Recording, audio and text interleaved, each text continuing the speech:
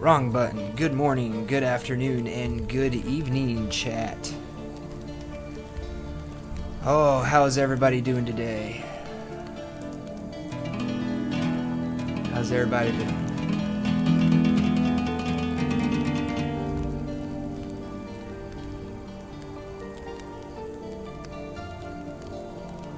Now my stream hotkeys don't work. Oh, how awesome. I gotta love OBS.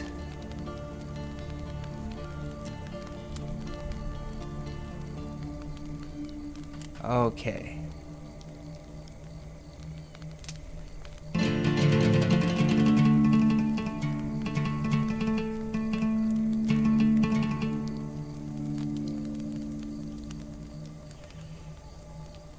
I really like strumming on the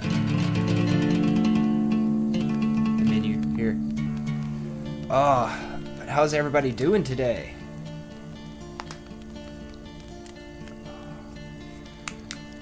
Hope everybody's doing well.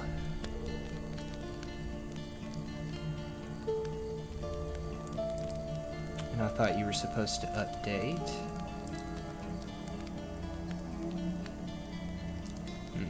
Pull up the dock. More of that good, awesome fun.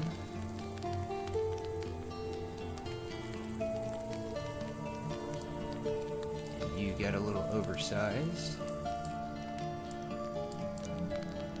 Just a wee bit smaller here. Oh, the fun of everything. Normally I would be doing this in like my little intro vids like I made up for Nightingale.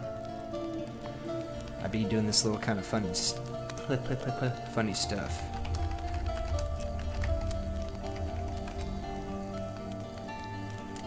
Alright, good morning chat. Good morning lurkers. Good morning, good afternoon, and good evening.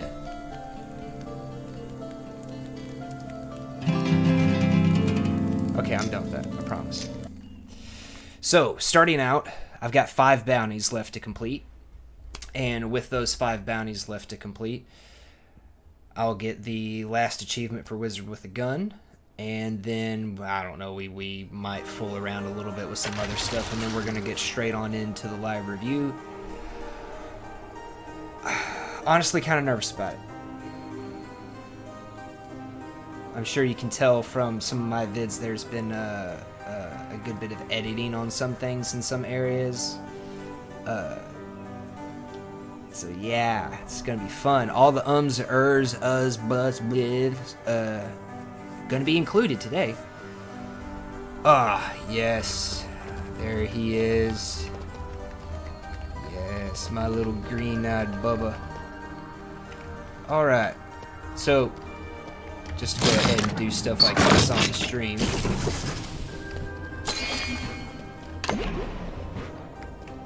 We have everything unlocked. Everywhere. Even leveled up stuff I'm not using just so I can check off all the boxes. Got all the recipes from Madam Grandma Bogfin. I was gonna say Madam Bogfin. So I'm doing great. We might do a little boss run on all the bosses before the live review. Might do that after. Maybe not. This one thing right here, it is bugging me. It's really bugging me. If I come back over here, I don't know. I can't find a dude that looks like this. I've scanned all the bounty dudes, but I'm thinking it's a bounty dude, like these two, but yeah. Can't find him. Pain in the butt.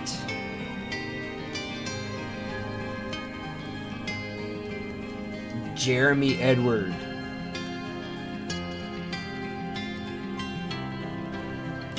Yeah, this is the guy that gets blown up by the sepsis bullets in the one trailer that you can. I think I had a little bit of it in the Wizard with a Gun day in the life review, which my dumb butt, I don't think I might have to go back and edit that on YouTube. I forgot to put a link to the A Day in the Life review for Wizard with a Gun down in the comments.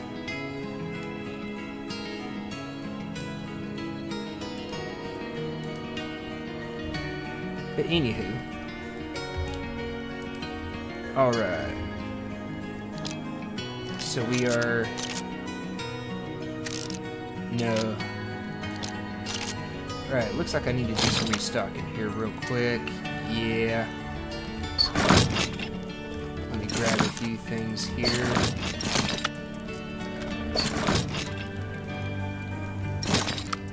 Might need you.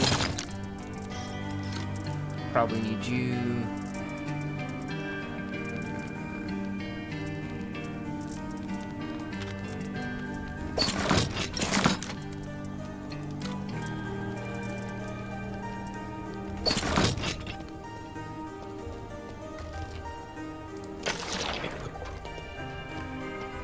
Grab our awesome pink goo here. Okay.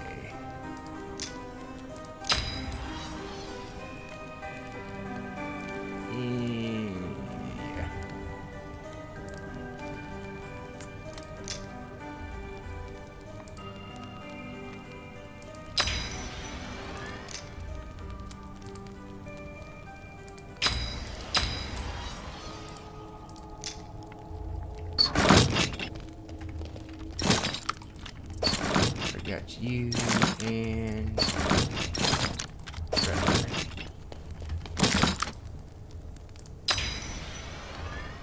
right, let's just restock on some ammo here. Yeah, we'll go ahead. Of course. I'm always forgetting something. Always getting something.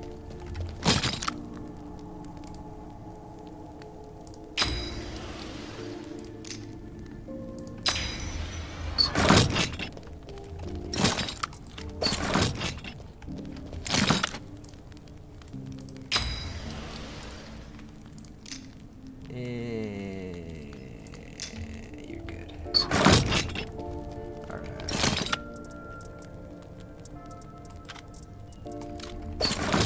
Just doing a little bit of housekeeping here. I apologize.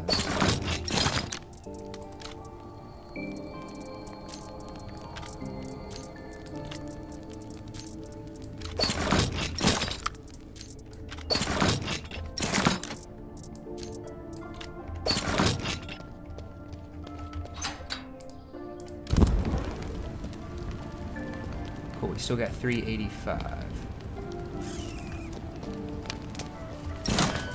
Another 150.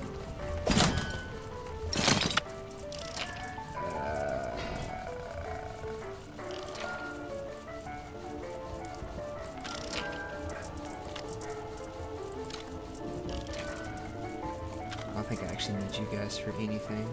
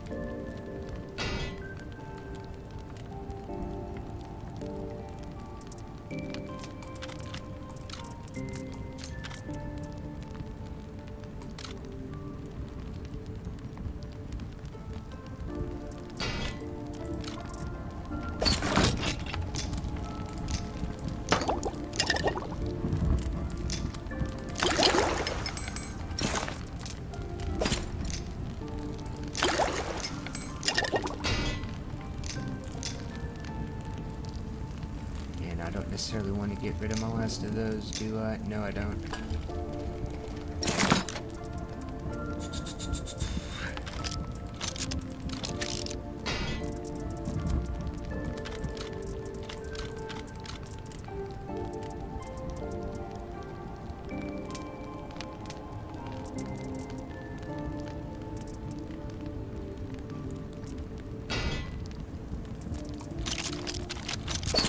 Alright, I think we'll be fine with that.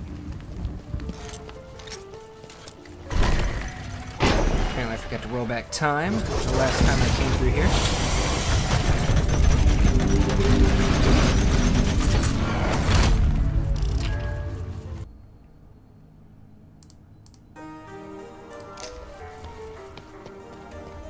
Okay, now where do we want to start out? We're just going to go into the Imperium, easy peasy.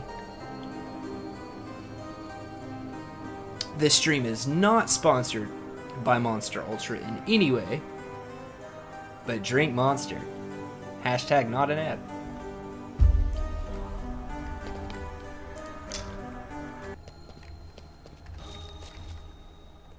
Cat and the Big Walker.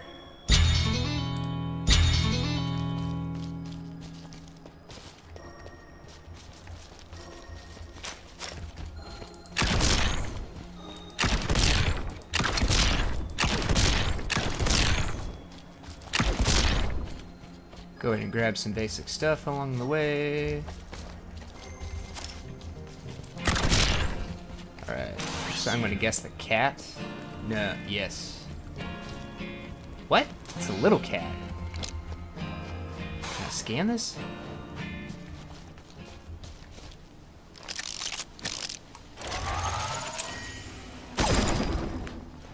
Sit still. Can I scan you? No, I cannot. Okay, I'm sorry about this. Sorry, kitty. And that's one bounty down. What's up, little pupper? Okay, that's pointing to Madam Bogfin.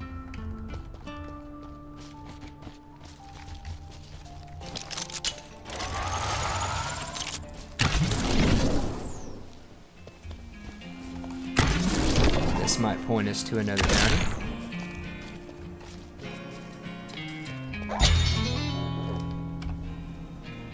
And it looks like it's pointing to the bounty I already... Okay. That is a bit annoying, and I will say kind of a detractor to when you get into the end game and you're just kind of going after bounties. You will have those revealing stations. They'll point to stuff you've already like grabbed the bounty for off the sign. What's up, dude? Big Walker guy. Nope, not you.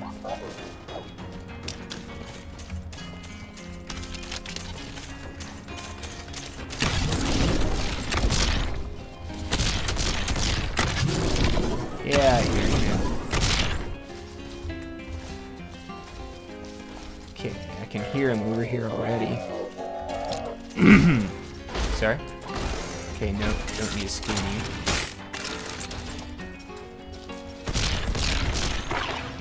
There you are. Sit still.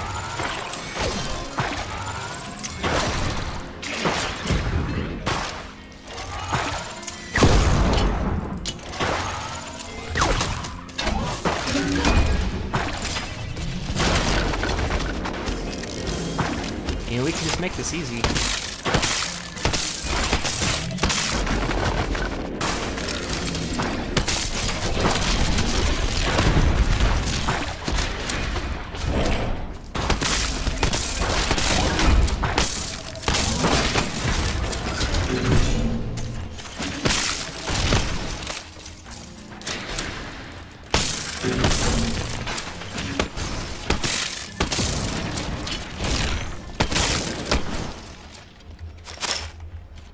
Alright, let's just grab all of this up here. Don't really need the resources, but we can always convert it to Arcana.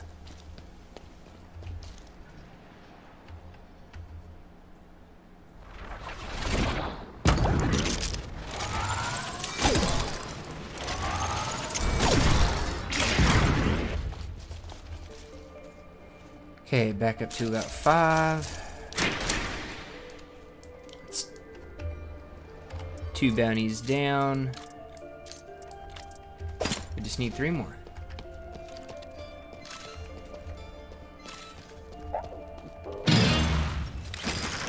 Oh, calm down.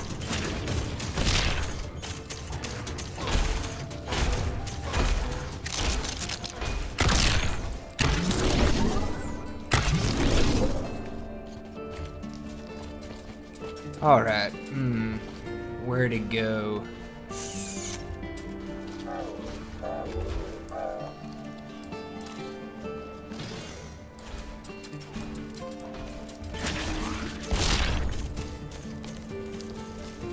I guess we'll just be moseying along.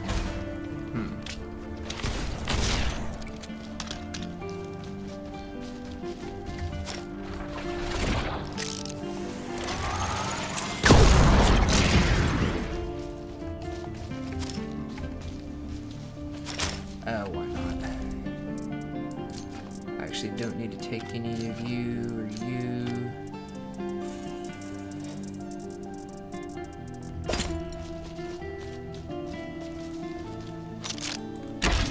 Just keep working right along. Now, I will say that this teleporting bullet is really powerful. Really powerful as in you don't really need like the ground layer or summon ground bullets and other stuff after that.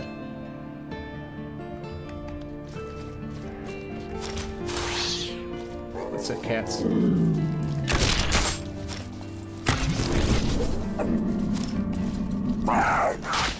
Oh, hey.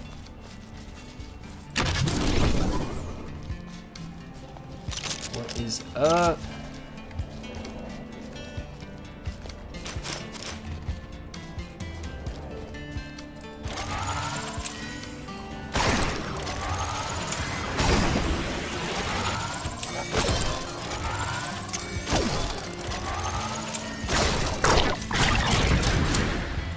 Okay.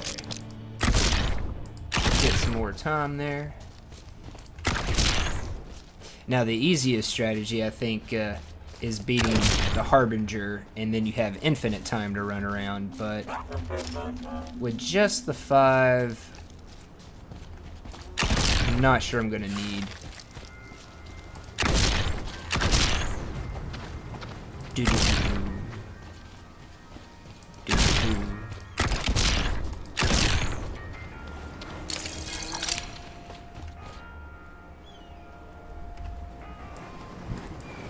Okay, they're both way down there. Swamp is actually going to be the next closest portal. As much as I like the desert music.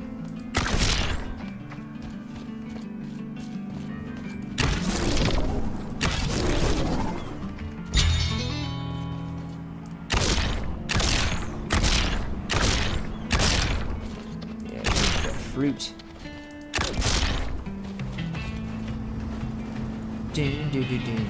Okay, it gave me a swamp bounty. But we have another portal over here.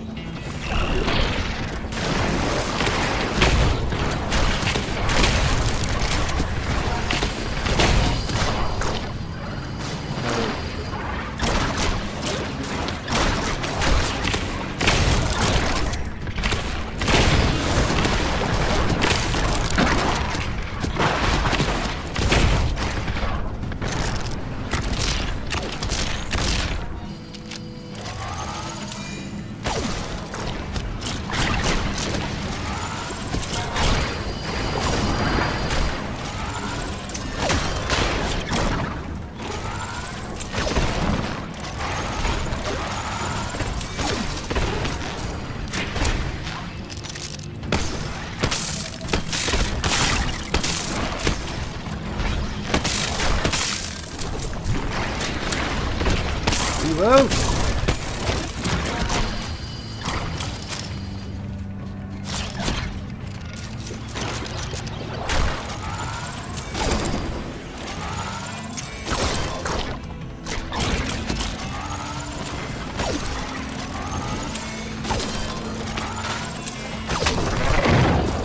Alright.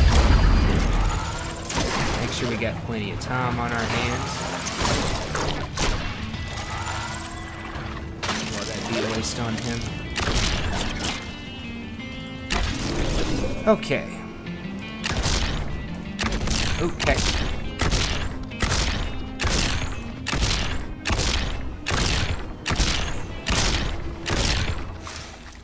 I hate you, go away. I hate you. I hate all your people. Stupid crabs.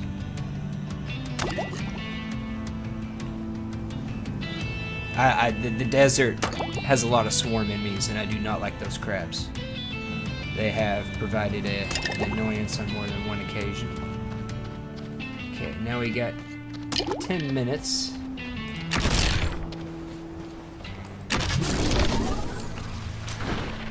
Whoa!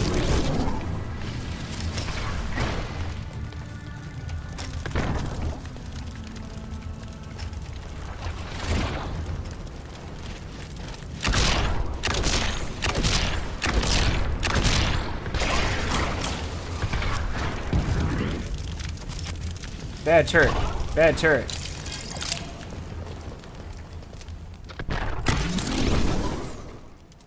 I'm in a really bad spot.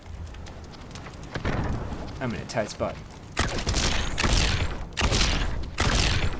Out of range.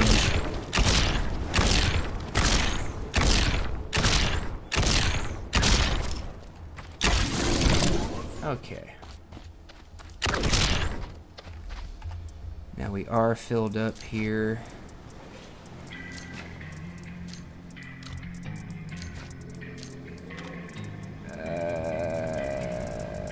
That should be fine for now.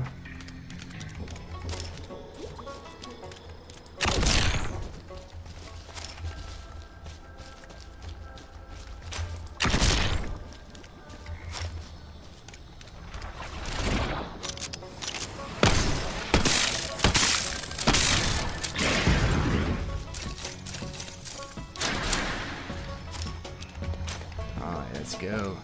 I also love the swamp music.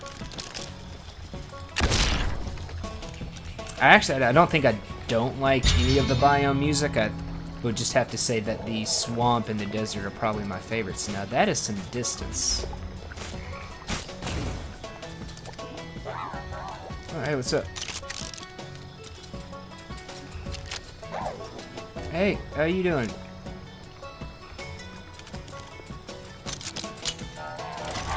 Sorry about this.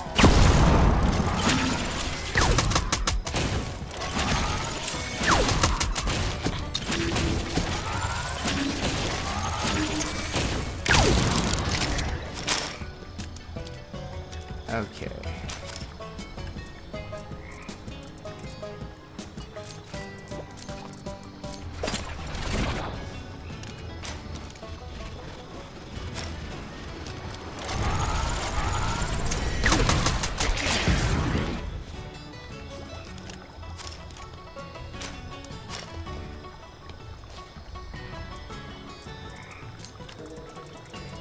I'm gonna have to get rid of some more stuff, but that'll be fine. Ooh, let's see if we can't get some more time.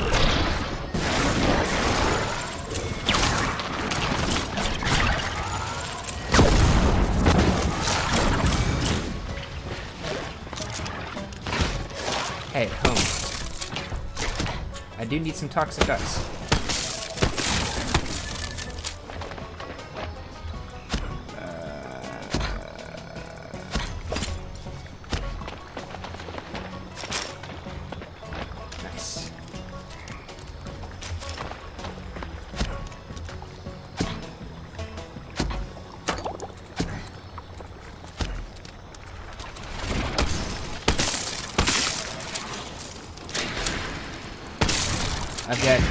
I've got over 12 minutes. You guys don't usually pop up that quick when I'm over 12, over 10 minutes in, even. Okay. So we got one bounty, we got another bounty. Let's go see what you reveal. Reveal map. And you're taking us up into deep snow zone. Okay. Let's get to it. We've got enough time.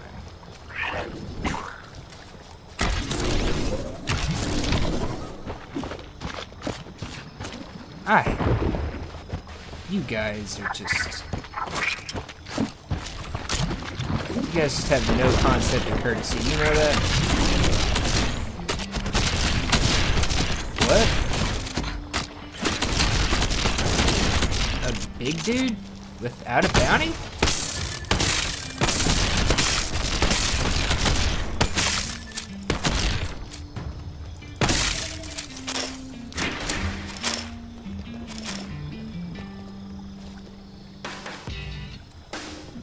Nope, didn't drop anything out of the ordinary. Okay.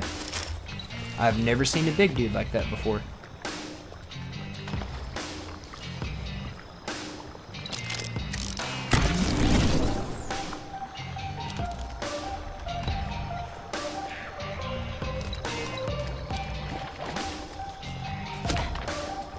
Too north, not enough east.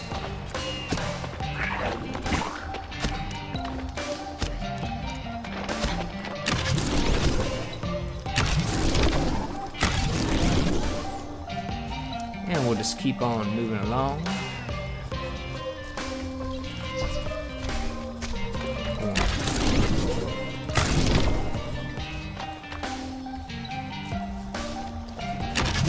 Warp. Warp.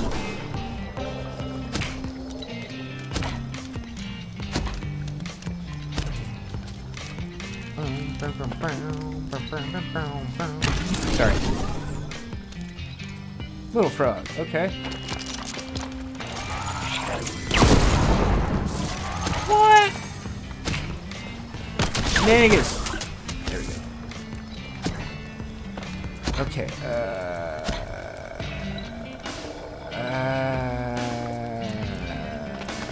I got a lot of ice. Just regular ice, so we'll get rid of that. Alright, and that's 4 out of the 5.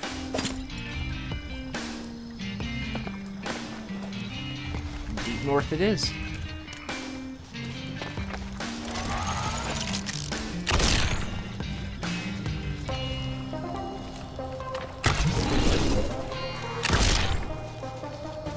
Random swamp.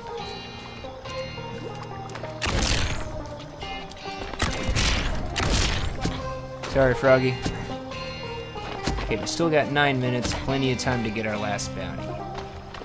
And then we'll have to see if I am able to stall off this nervousness of doing this review live.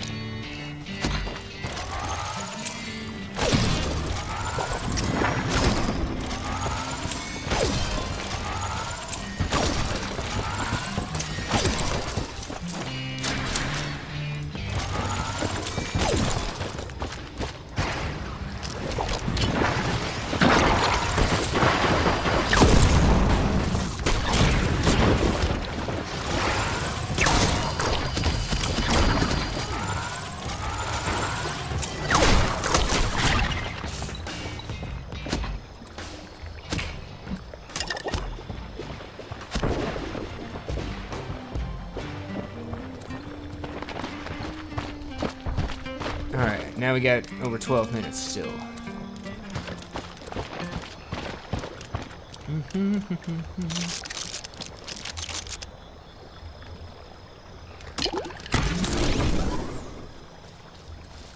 When we're on the road again, heading out of the swamp again.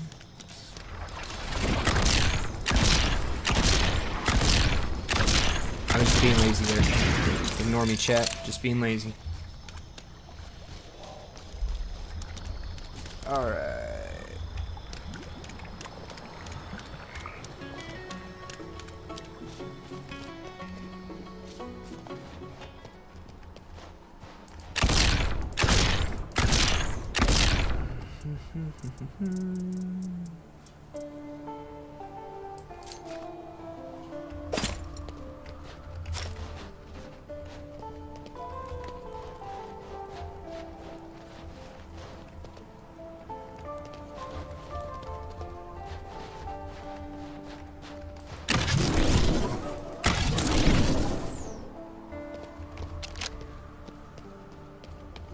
Nothing in there. One of you is already revealed. I don't know which.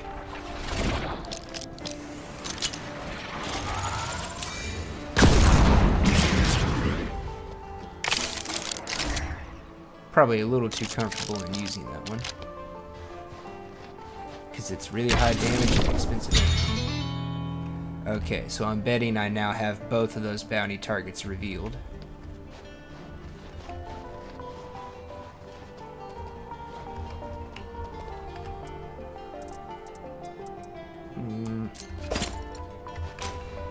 Actually, I might not be full up on you anymore. Okay.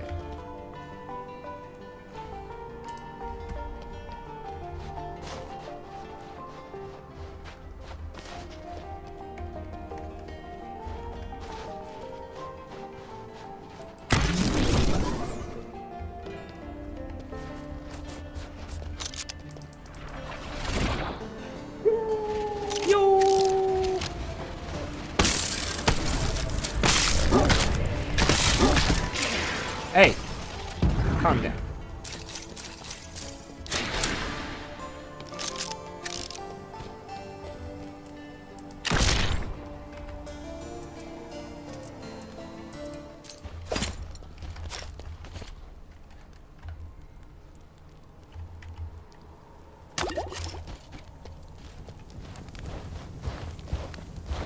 Oh, hey, big guy. Yeah. Her. Oh no, you're the big dude. Okay, my apologies. Called the little dude the big dude. Alright. But here's what we are here for.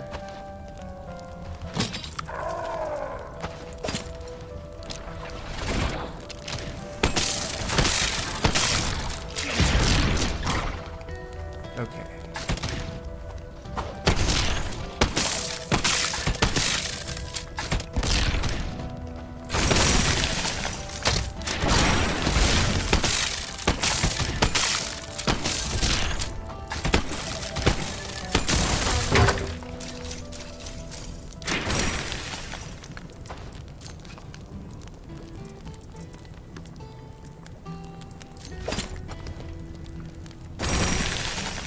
Dang it.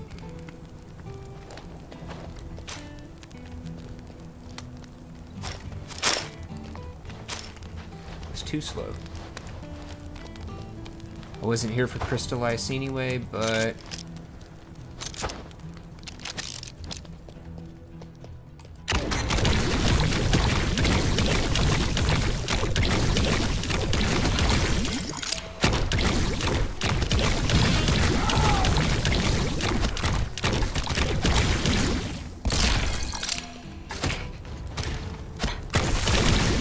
Okay.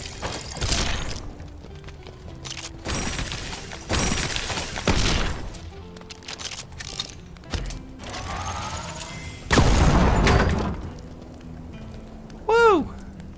And there's the 100 bounties. It's up underneath my screen. My camera, I'm sorry.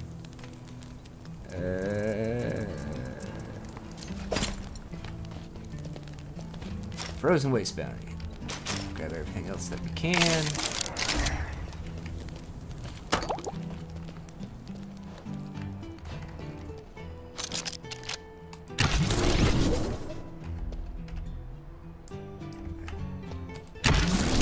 And we are going to exeunt stage left here so we can go and cash those in.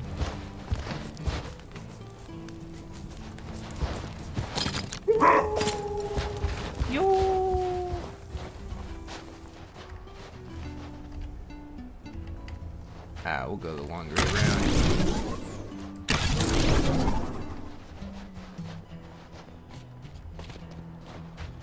Let's get on the ice, pick up some speed.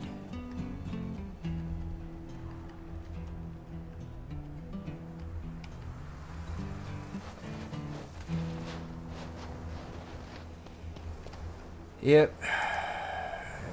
Do we go take out Big Wolfie?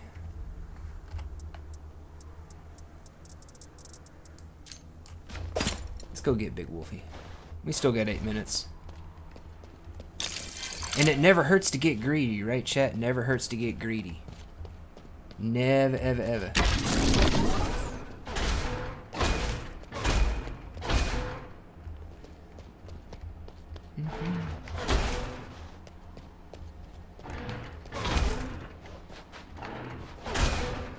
Stupid.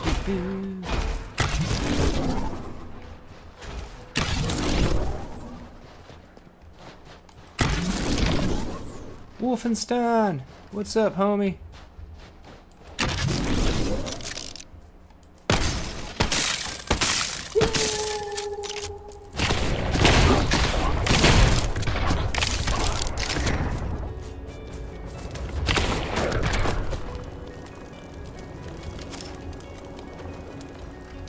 Oh yeah, no, we actually do need to get rid of something else. We'll get rid of you.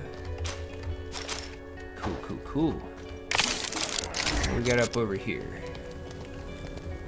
Nothing. Now we go back to the Exionte portal.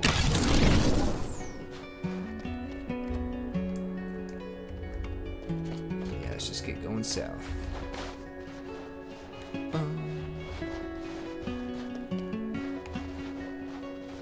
I hear it howling in the distance.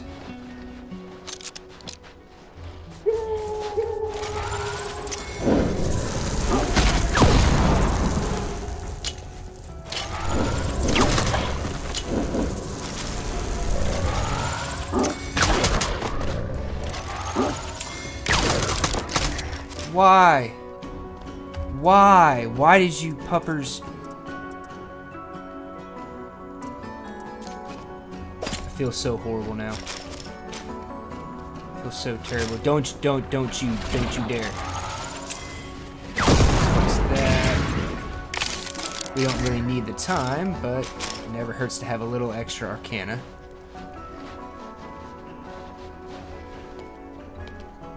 Okay.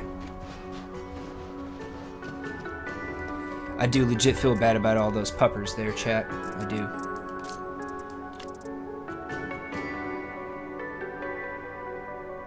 Wait a second.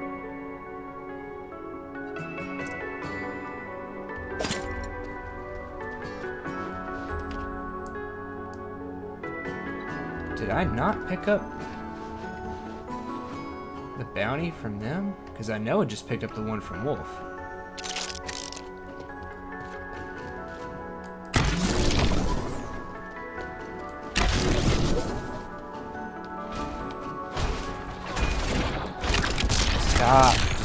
Stop. Just stop. Go away.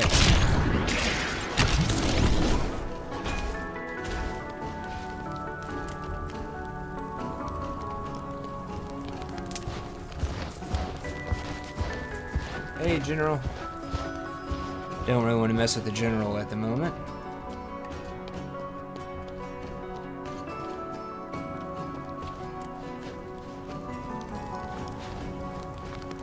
Okay, so I must not pick up the one from Wolf just now.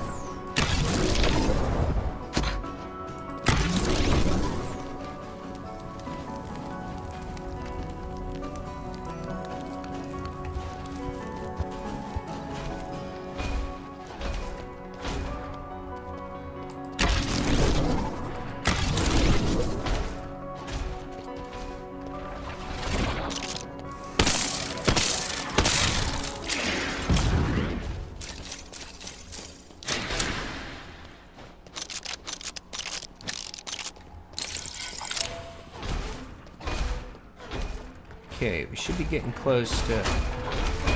What? What?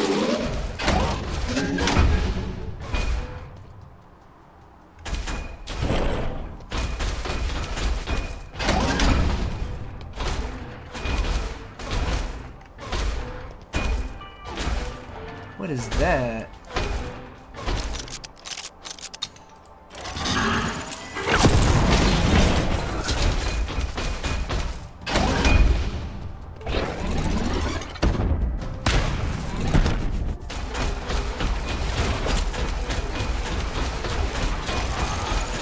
I'm sorry.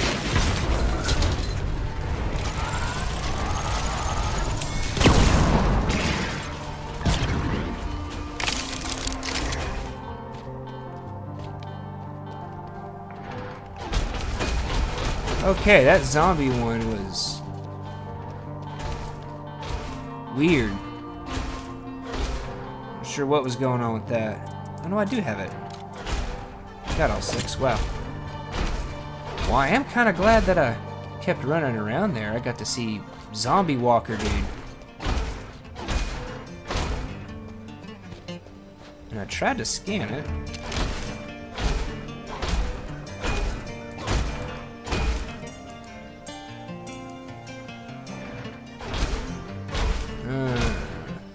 So there might be a bounty dude. No? Huh.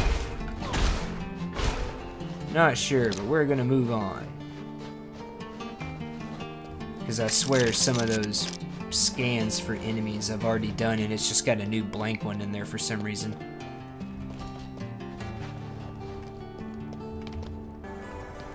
Alright, and we're back in the lovely, lovely tower.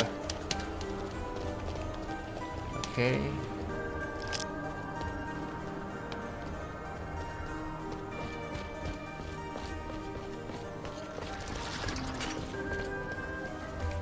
Go ahead and do our due diligence. Roll back time here.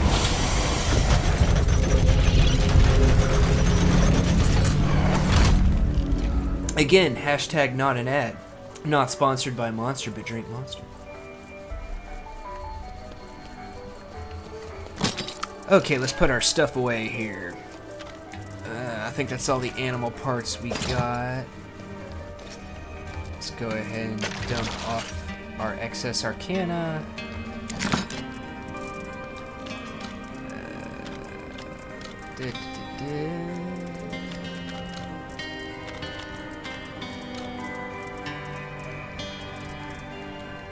So we get extra U, that doesn't hurt.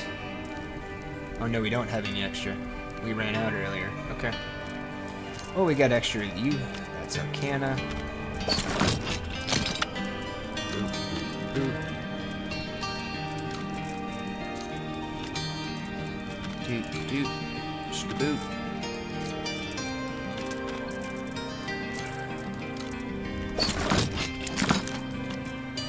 Cool.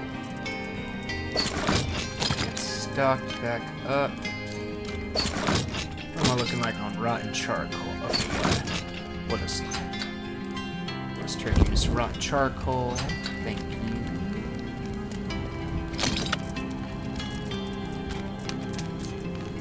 Actually, I can probably use you. Anyways, let's go here. Boop, boop, boop. Awesome. I'll have to even that out.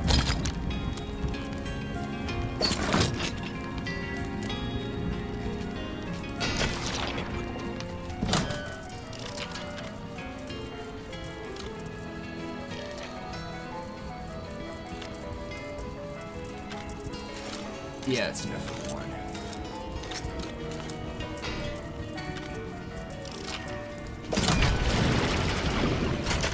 Oh yeah, we've definitely got enough.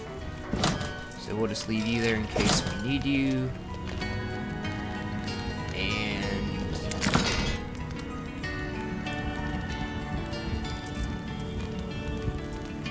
put one there. Probably put one there.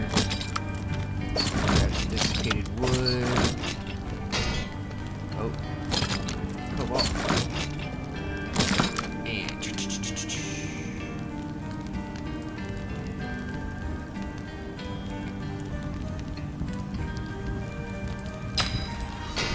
boop. Boop. Waste not, want not, chat. Waste not, want not. Thought I used 2 of those.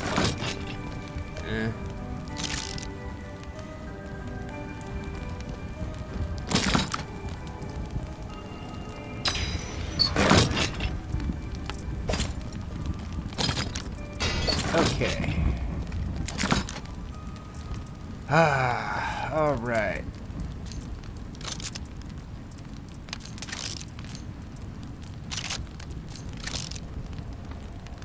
There we have it.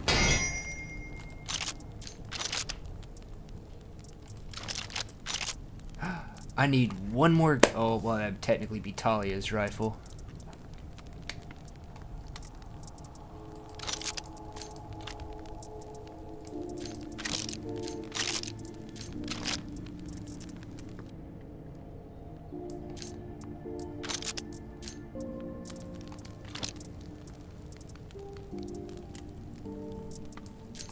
And because you're kind of fun. I didn't think the mortar cannons would be fun, chat, but I was mistaken in that regard. Got 5.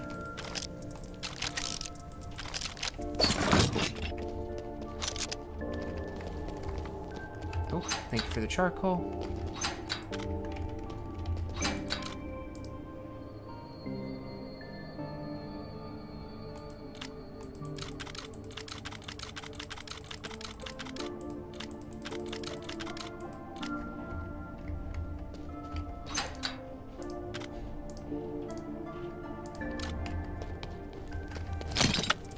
Alright, now let's see what...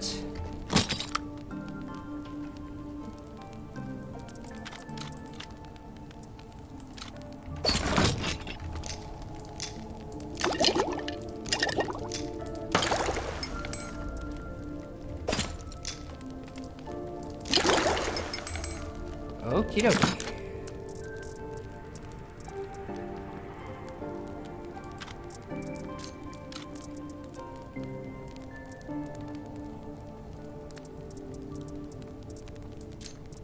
I'll just quit being lazy.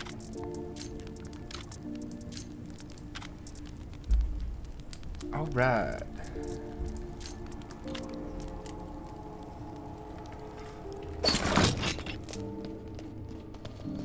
And let's see what we get. Let's see what we get. Boom, boom, boom, boom.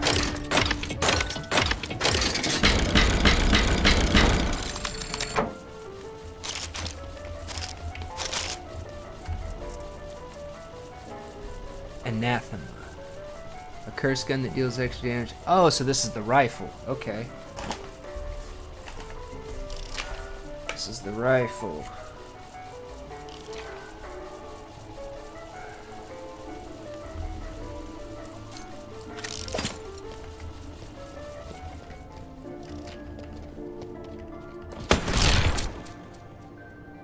Ah, it doesn't tell me.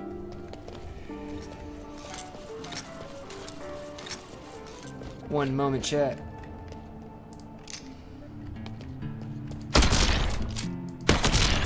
$317. Does 4 HP damage.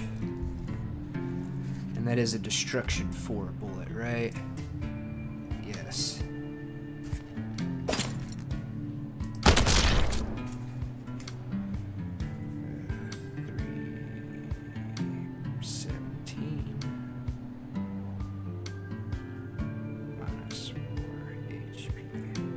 Just some notes I'm taking, chat, here for the complete review.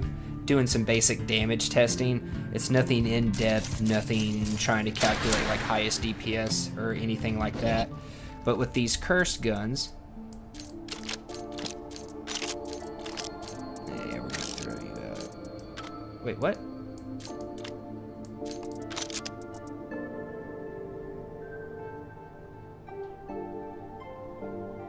Huh. Pistol. Ah, pistol. Gotcha, cool. I don't have one of you. I've had several of you. I got a couple of you. Might hold on to you. Definitely hold on to you. But just to do some basic damage testing with destruction 4 bullets to see what kind of advantage that like the cursed weapons were giving you or charging up the Auden's weapons was giving you.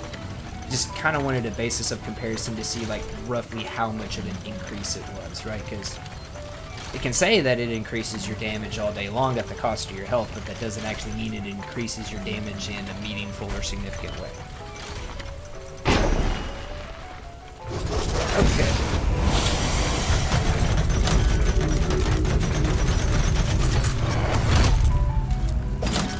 And you're full. Yes. Okay,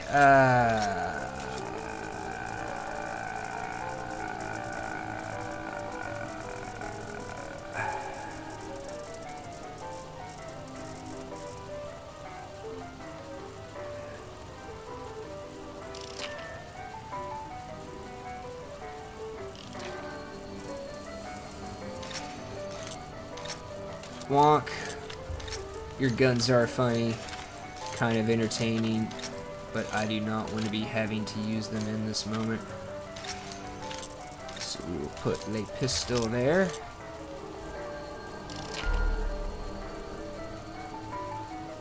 Yeah, I did test the HC weapons.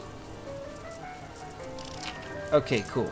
I haven't put anything on you or you yet.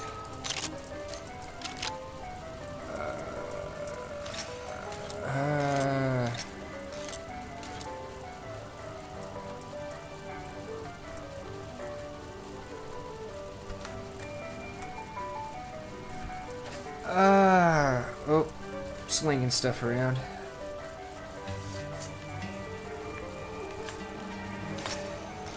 That's actually work related. I don't know why that's on my personal pal. Put that over there with my work stuff.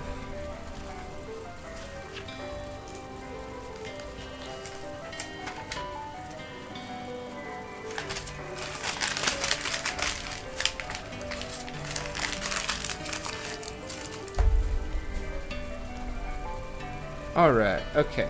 Okay. So we got both of those. Put you up.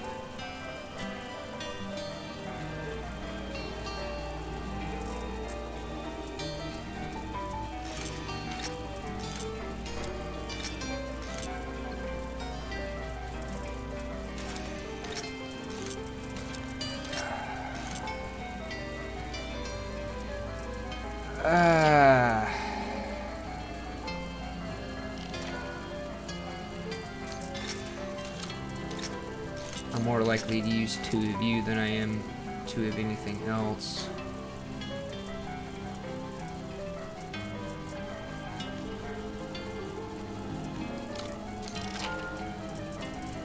I'm going to use the vitriol.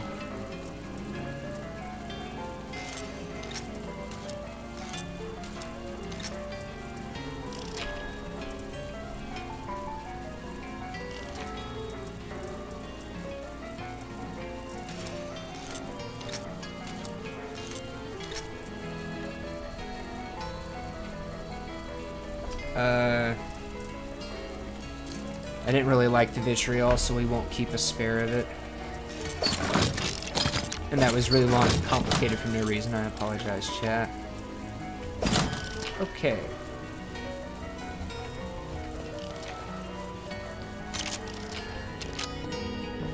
Be right back, chat. Okay, 158 on the pistol.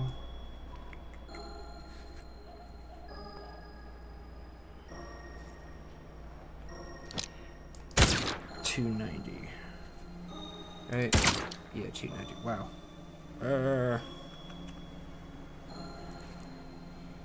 290.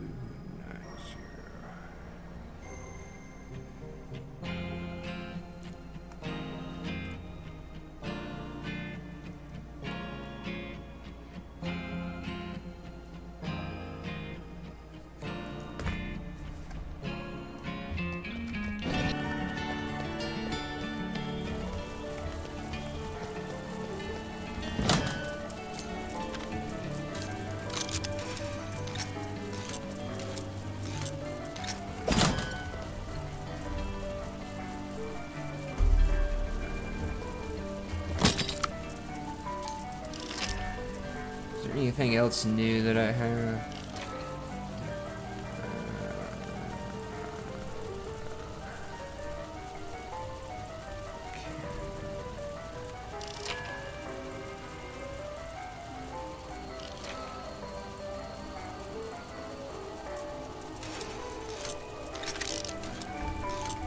Okay.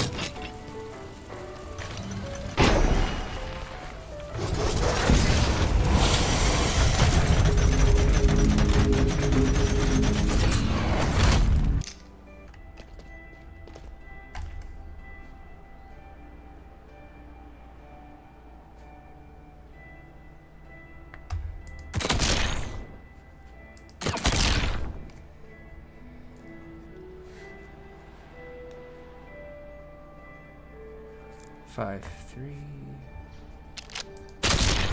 53. Oh, I did write that down. I just wrote it out of line. Okay, that was a waste.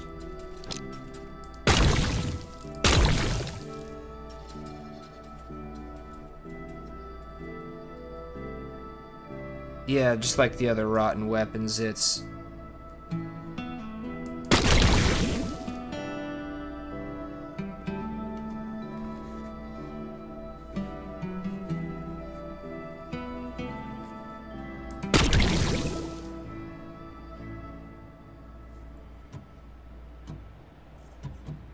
Oh, I wrote that up here in the wrong spot. That's why I didn't see it. Okay. Alright. So, the SMG is doing roughly the same percentage less as, like, the cannon.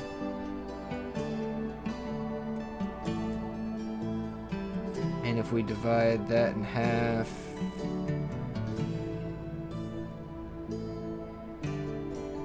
Yeah. Poison weapons do a little less damage than like destruction and whatnot. Of course the poison bullet is that way. Just naturally. But it's keeping on track and in trend with the other weapons of its type.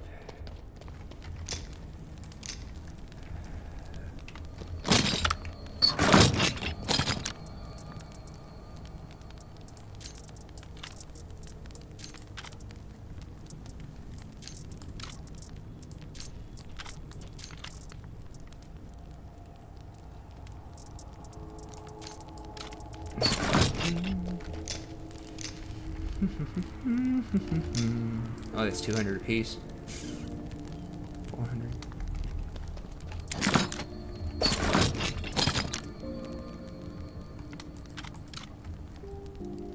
Just stocking up on a little stuff here real quick, chat.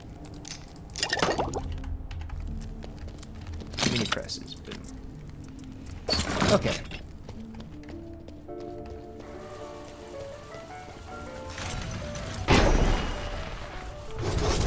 Probably have too much arcana at this point. I used to have too much. Like, imagine all of this being like basic wood, basic stone, basic metal, and then like the rotten wood, fell stone, and iron. No, lead. Lead, yes, lead. Scrap lead.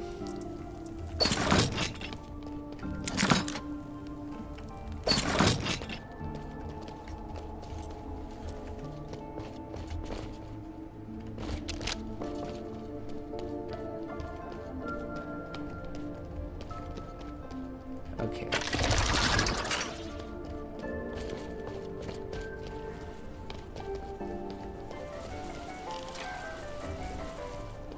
Well, let's double check Steam here. Yep, we got the 100. Oh!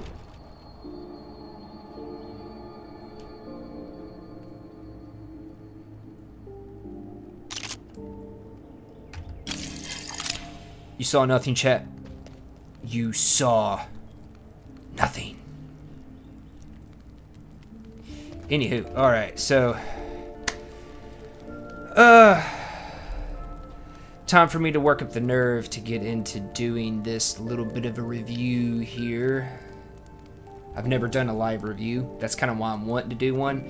I'm sure you've noticed there's been, like, Hogwarts Legacy had a day in the life and a week in the life review, and Wizard with the Gun's getting the same thing. I like these games. I've liked sinking time into them. I've liked making content with them. I just kind of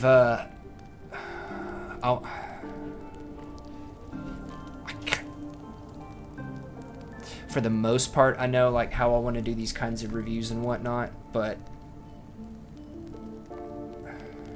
at the same time, I guess while I'm new to reviews, I should be kind of trying out different kinds, different types, different ways of doing it, trying to find my best rhythm, my own rhythm. So that's why we're doing a live review today. That's why with some of the other reviews you have seen, like I've done stuff that's clearly more off the cuff. Like Hogwarts Legacy, I had 5 bullet points, and I just talked for the day in the life review. For Nightingale, I just went off of an outline. There was a little bit of scripting in there, but it was mostly just going off of an outline and some notes I had under each point. A week in the life review for Hogwarts Legacy, that was like some notes outline and me going back and forth with Miss Macabre.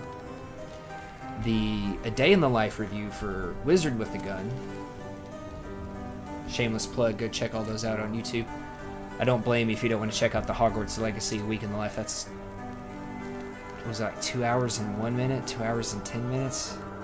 It was huge. I did not intend for it to be that big. Wizard with a Gun, the day in the life review, it was gonna be an outline. I was gonna have a couple of points scripted, like what I was gonna be saying on cam. I was gonna kind of script that out so I could memorize it. But I'd end up actually getting like all the way scripted, like every word of it.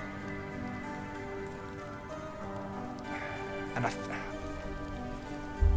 felt like I kind of blew my load on that one, like a little too much for the A Day in the Life. So the reason this is coming out this week today instead of like within the last couple of weeks, I've been struggling like, what can I add to my A Day in the Life review? And I think I probably could have like found a couple of weapons that really worked and just like blown through this entire game and done a Day in the Life review, but you can't give me all of this. Like, I've got 8 different research stations for various kinds of bullets, upgrades to those bullets. Like, you can't give me all this and me not check off the boxes, me not want to try to complete everything, unlock everything. And as you can see, done a lot of testing.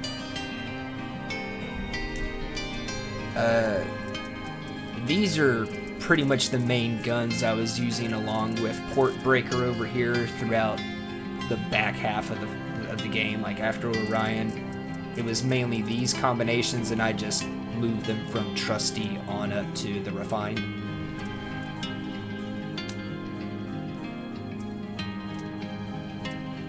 Oh yeah, here, Stormcaller's a good example.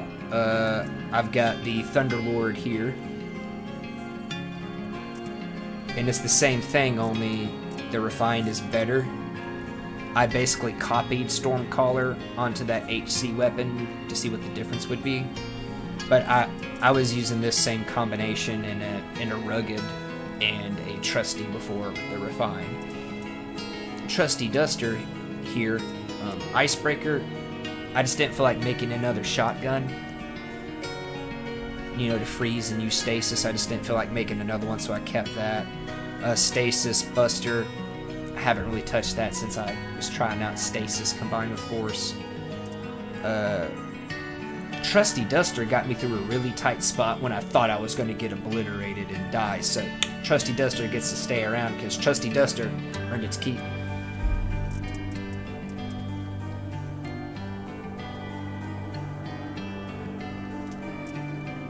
This is kind of fun. It doesn't really seem to... I don't know. Maybe groups of smaller, weaker enemies is what it's for. Same thing with Frost Vial here. Fire Spitter and Frost Vial, though, for SMGs, they're nifty, but I don't know. I'm not a big fan of the cursed weapons, just because I don't like taking damage when I'm dealing damage. Now, just to give you guys kind of just like a...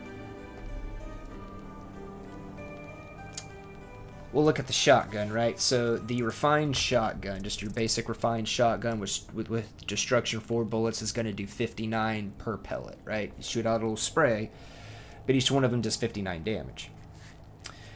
One of those pellets on the cursed shotgun does 132. That's more than double. Refined SMG to cursed SMG is 40 to 66.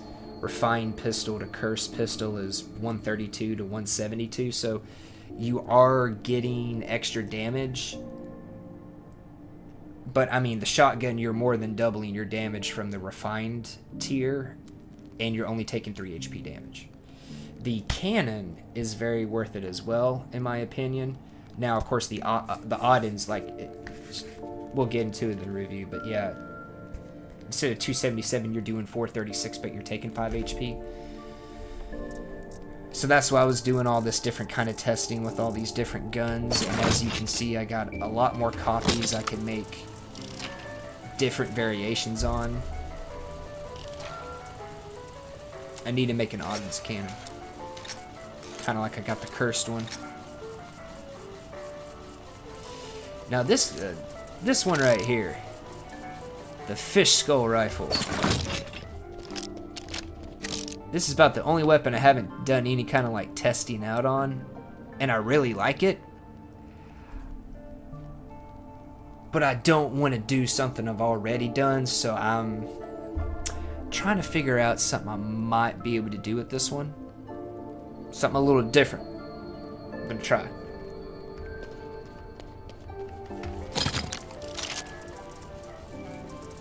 But all these guns they're all really great additions. The boss bounties, being able to get the boss weapons, those are really great additions. I don't know when exactly the bounty with the gun stuff starts. It's about the one big question I have. Best as I can determine. Anyways, I'm don't need to get into the review stuff. But I'm gonna take a quick bathroom break here. Get up, walk around for a bit, a few minutes. Sciatic's getting to me a little bit here. But I will be back, and then we're going to do the complete review for Wizard with a Gun.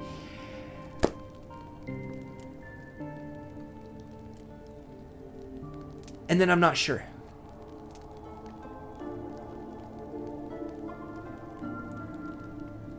Not sure. We'll get into something though.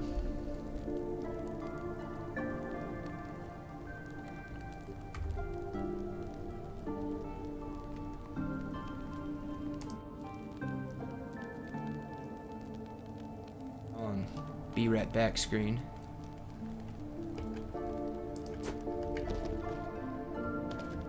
So we'll just come over here and camp out my little living space for the moment. I'll be right back.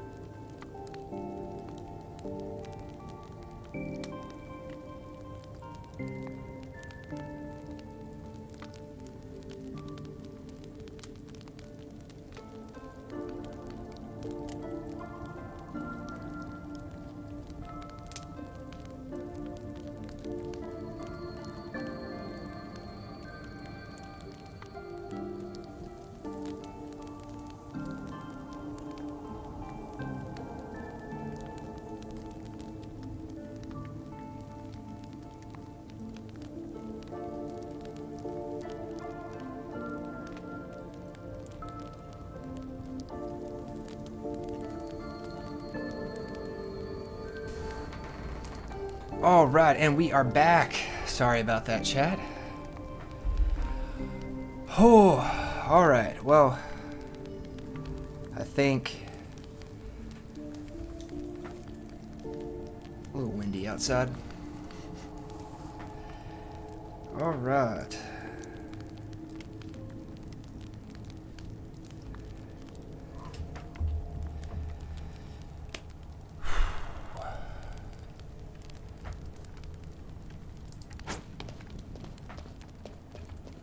Well, chat, I think I have procrastinated just about long enough here. There is one thing I want to get in place for here. Well, not necessarily in place. But it's you. Yes. Okay.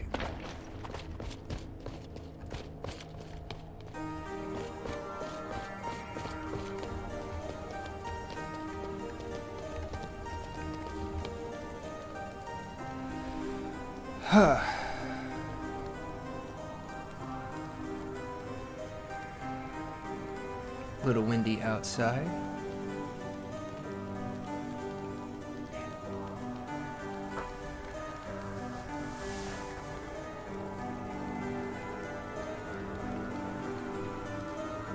All right.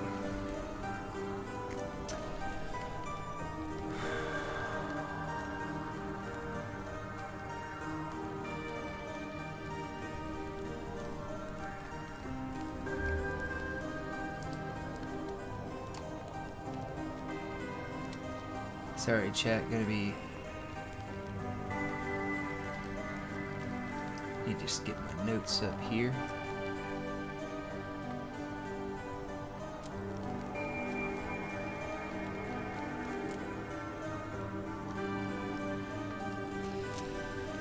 Kinda nervous.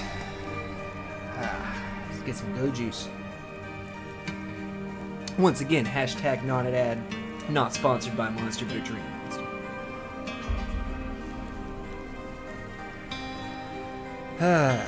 Okay.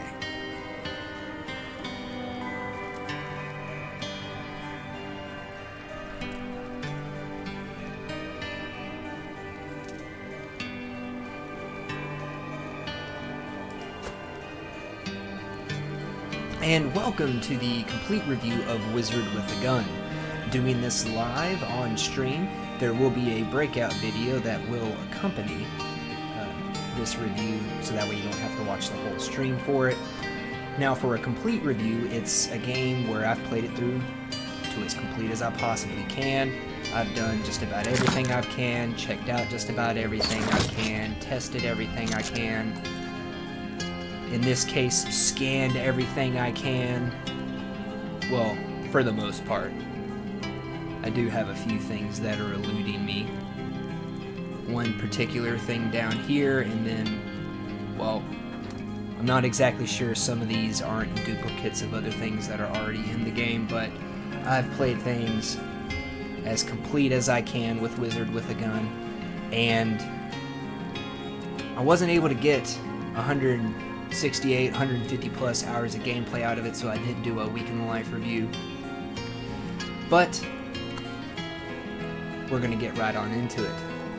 The story for Wizard with a Gun is it's a tangled web of deceit and betrayal, basically. You have multiple different groups, multiple different parties kind of vying for control of the tower, trying to control the chaos.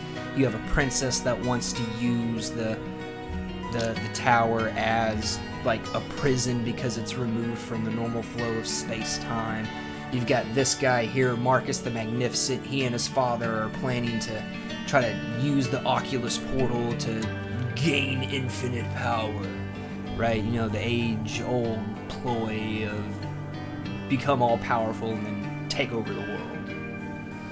You got Hilda and her riders in here that are trying to find the Oculus, and they're kind of working with the Cryptomancer, kind of not working with the Cryptomancer. Marcus the Magnificent's kind of pulling the strings of the Cryptomancer. The Cryptomancer's like trying to do what he wants, but at the same time keep the, you know, the Oculus and the Chaos locked away. There's a whole lot of double crossing going on, a whole lot of double plays, double cross, double speak. The main bad guy, from what I can figure out, though, if we're going to have a main bad guy outside of the Chaos and the Harbinger of the Chaos, is Marcus the Magnificent. Like right here, you can see that they're looking into trying to manipulate the Cryptomancer. Oh no, she's finding out too much. Everybody's trying to use the tower for their own ends, basically, right? Even us, as we find out through story and lore and talking to the riders when we fight them, we've been at this for a good while too, even though we just picked up the game. The story is not something that's overly present throughout the game, and it's not something that is... I don't want to say that it's not vital. It just basically sets up a background context for what you're doing, and rewinding the time over and over again, try to get all the gears, beat the Harbinger of Chaos. Pretty much what it boils down to. Just a lot of context, backstory. The relevant story is your story, your journey of getting through these biomes, defeating all the riders, collecting all your guns and unlocking all your spells, and then beating the Harbinger of Chaos. The bosses, to talk on them for just a good little second, we have Issa, we have Orion, Kalana, and Talia. I'm pretty sure the Mechantress is Issa. More than fairly confident.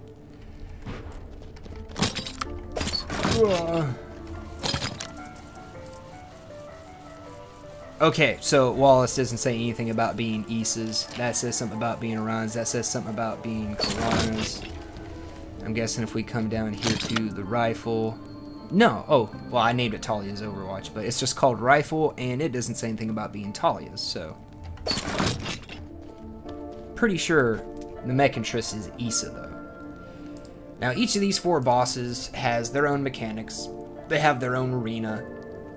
You saw Issa and Orion in the A Day in the Life review for Wizard with a Gun. Again, link down below. Love the shameless plugs. Talia and Kalana I didn't beat until after, and I didn't stream those. I didn't have any inclusion of their fights in the A Day in the Life review because I hadn't done them. Out of all 4 of these boss fights, I love Issa. Like, the first time I went in and I fought Issa, I was, like, riding on very little health. You saw that in the Day in the Life review. Like, I was riding no healers, very little health, and I was just hoping to pull out a win on my first try. I got great, adrenaline exhilaration moment from that with her, but she is the easiest of the bosses. She pops out little mechanical enemies to help her fight. They're taken down really easily. The big guy she pops out is easily avoided, and the worst thing you have to worry about is, keeping damage on her and him so he doesn't heal her. Great boss fight, though. For the first boss fight, really intense. I did not, in comparison to all the other enemies I had fought, Issa exhibited a whole new level of aggression. And that was a really wonderful, just kind of catch you, clock you in the jaw once. Hey, you gotta be on your toes. Orion...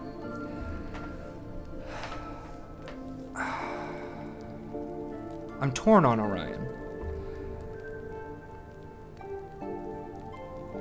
If you get caught off guard by Orion, or you're not paying attention to his DOT, he can sneak up on you. He can try to get you. He hasn't ever killed me. Issa hasn't ever killed me.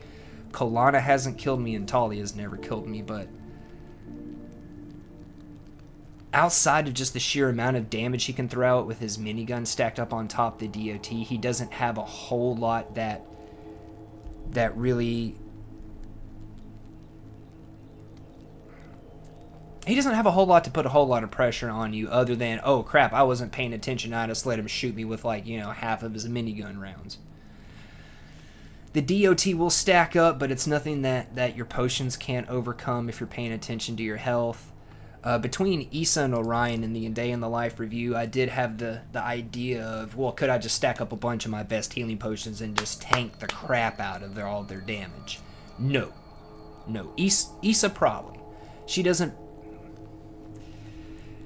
Without her little mechanical companions, she doesn't throw out enough damage quickly enough to overwhelm your ability to heal.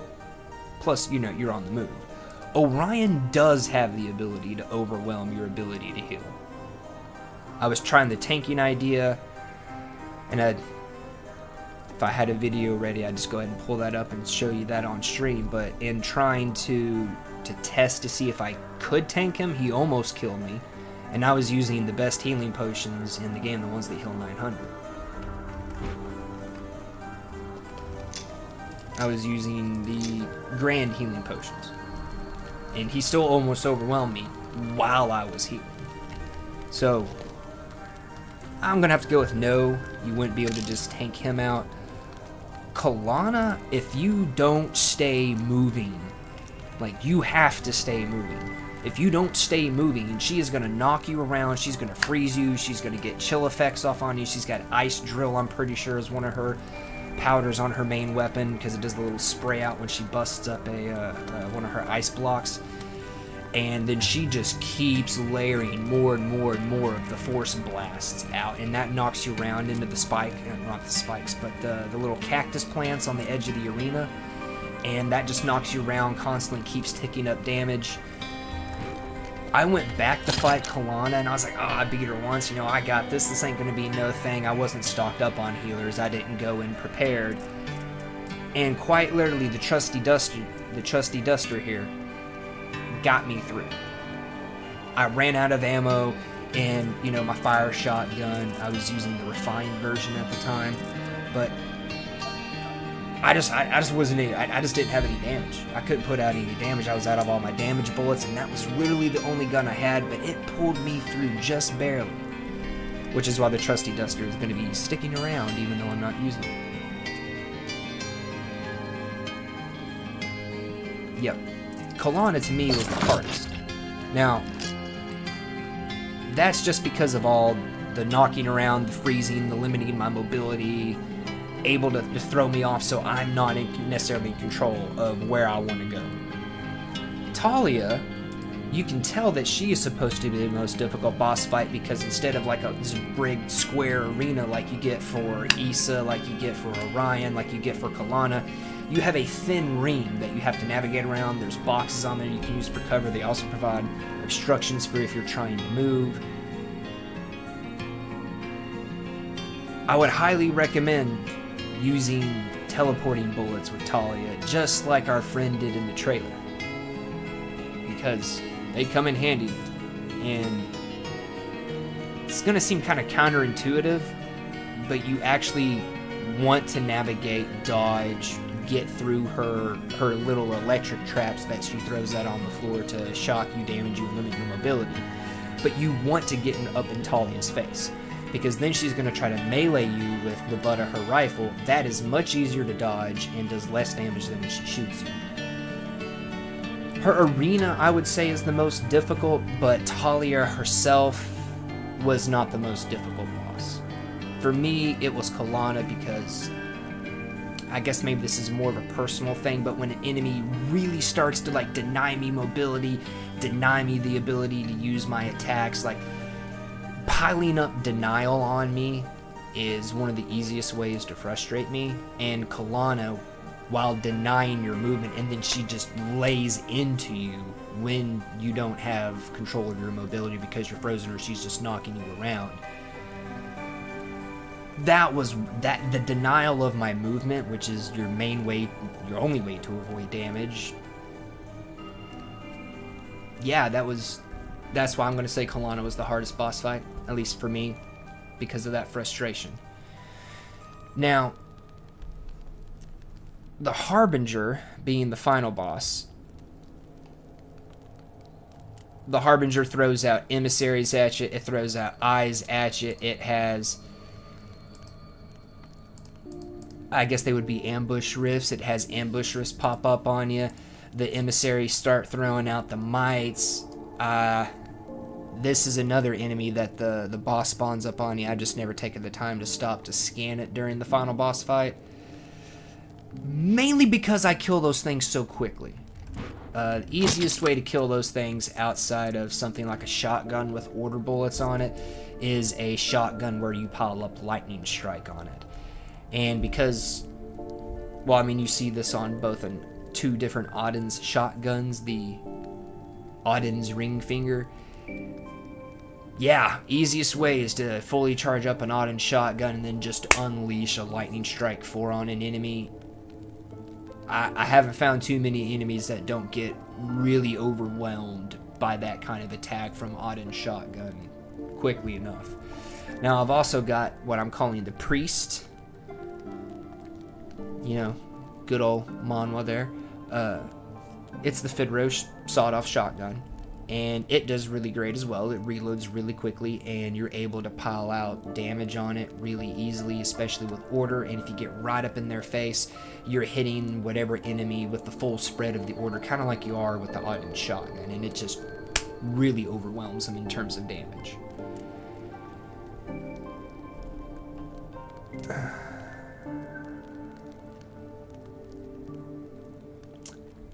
It's hard for me to assign a level of difficulty to the Harbinger boss fight because a lot of the difficulty that I encounter in that boss fight doesn't come from the Harbinger spawning up emissaries or any of the other chaos enemies, the Devourers, the Eyes, the Mites, whatever these guys are called.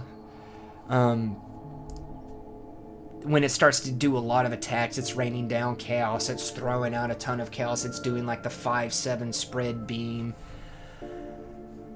I'm able to get around that, navigate through that pretty easily. I like to put order trails on my order bullets so that way I can remove chaos from the ground. I have experimented a little bit here with putting summoning ground, like on Talia's rifle here and on this Odin's rifle that I was using in place of it as well. The summon the ground, there's only been one time that I was like, I need to shoot this spell so I can have the ground. There was another time where I realized after the fight, I was like, wait a minute, wasn't there some ground here? And I was like, oh yeah, I've got summon ground on my order bullets. It's helpful, it's useful, and it can save your life. It can come in real handy. It provides you another option to keep mobile, but the teleporting bullet really seems to override it. The teleporting bullet is, as far as mobility goes, at least with the way I play, I'll preface it that way, with the way I play, it eliminates the need for me to use the ground layer.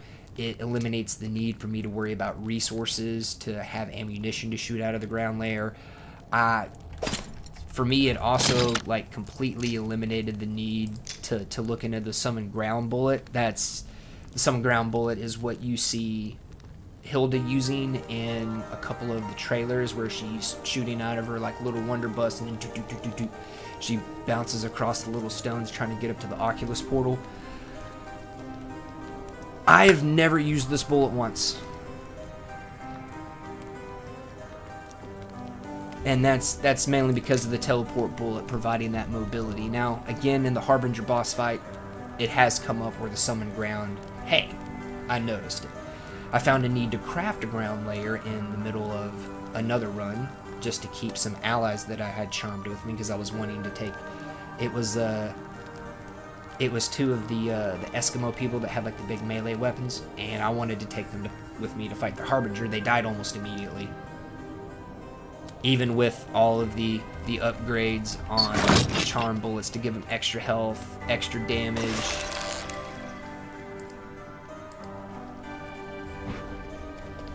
It didn't matter for them. But again, for me, the teleport bullet would have eliminated any kind of need to have them. It would have eliminated any kind of mobility restriction that the Harbinger could have put on me. But there are some uses for it. The Harbinger boss fight is mainly going to come down to the terrain, the geography, its positioning in relation to where all the other biomes kind of meet up. If there's a lot of stuff in the way, if there's a lot of big holes in the ground, that's going to be more of a detriment to you than not having summoning ground or summoning ground trails. And that's also why I have difficulty assigning a level of difficulty to the Harbinger boss fight. But that's why. Because it doesn't necessarily come down to so much as what you're using or the Harbinger. It comes down to the terrain in the environment. And speaking of the terrain in the environment, in the Day in the Life review, I said it seemed that the map was based off a set of templates, right? Like you have a main template and then you have permutations and variations within that template. And right now, this is a really good example of that. On stream, before I launched in this review, when I was finishing up my last 5 bounties, I had a whole area extending off up over this way as part of the Imperium, and I had my frozen waste extending really far up to the north. I had about this much space, and then it began to fan out, and my portals were like up over here and then far up over here. This is actually a pretty compact variation on the map. But you have your central area. This is the Imperium.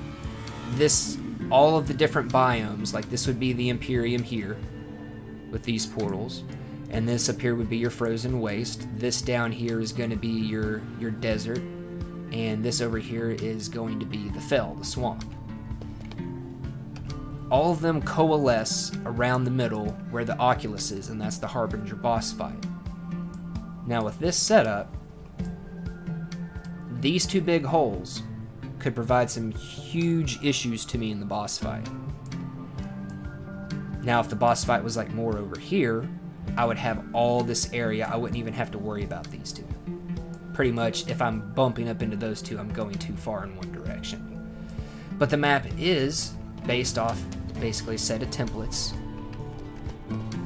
It doesn't have a set pattern. It doesn't have a set map. The easiest way to think about it is if you have a circle in the middle and then you just basically kind of draw like a partial over off of each end, like you're drawing a very basic flower. That's the easiest way to think about the map. You got the Imperium, you got the frozen waste, you got the desert, and you have the swamp. Within the middle, that's where the Oculus is going to be. That's where the final boss is going to be. Streamline some time here real quick.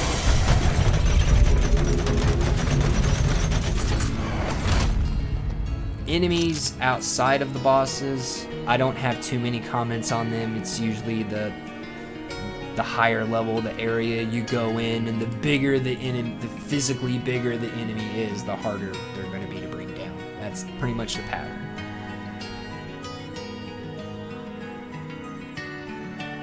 One thing I will say about the various enemies, and I'm going to disregard the bosses because the Harbinger, you would say the weakness is chaos, because the chaos bullets are the order bullets are the chaos killers. None of the other riders, I would say that they have a particular weakness, but it would have been nice to see amongst just like some basic enemies, you know, say fire works a little bit better in the frozen wastes or the fell as opposed to the Imperium or the barren sea, the desert. Like with all these dudes spitting out fire like they do, I wouldn't expect any kind of like ice stuff to be very effective, but it is. But there's nothing that's like, oh hey, this area, this particular element, or this, you know, classification of spells, you know, whether you're looking at sorcerer, alchemist, magus, or warlock. None of those have like a particular mechanical effectiveness on anything. Now that would have been nice to see in relation to some of the more basic enemies, but they're kind of just a way to get different kinds of resources. So now, Wizard with a Gun is all about gunmancing, spellcasting, so of course it is all about the guns, if I could press the right button. I talked about the 4 main kinds of guns that you have in the A Day in the Life review. Something I do need to correct is that when I was talking about like the pistol and the SMG and the rifle, I mentioned damage. Like the pistol has medium damage. I should have said medium DPS instead of damage, because, well, the damage comes off of the spells, right? If I come in here and I look at any one of these guns, the damage these bullets do is based off the kind of gun that it is and the kind of bullet that it is. The straight damage. I should have said DPS, because DPS is related to ammo count and fire rate. Just want to correct that real quick. Now, out of all 4 of these guns, the pistol, the carbine, the SMG, and the shotgun, the pistol and the shotgun to me were the most flexible and most effective, right? Shotguns were always really dependable for high DPS. Granted, it's more of a burst DPS because you have a low ammo count, but if I really needed to pile some damage on an enemy, a shotgun was always a good go-to. No matter what else I was experimenting with, no matter if I was seeing if I could pump up, you know, the SMG's damage or the rifle's damage a whole lot, the shotgun always was the damage king, was always the reliable damage king. Now, the rifle, the carbine, does do really great damage as well, but, well, I mean, it's a rifle. You kind of need that range. You need your enemy to have to close a gap with you for it to be most effective. The shotgun, get up in my face, come on, let's go, let's do this. Now, pistol I also found to be very flexible, because you can pretty much put anything on it. You can put fire and shocking, you can put fire and ice, you can put poison and fear, you can put poison and sepsis, poison and delirium, fire and oil. You can mix anything on a pistol, and it's usually pretty reliable. SMGs, I really like SMGs because I like automatic weapons. I like being able to pour damage out really quickly, but the drawback to an SMG is when you try to say, here with a lightning strike bullet. There's no need for me to ever have as many lightning strike bullets on an SMG as I would something like a shocking bullet.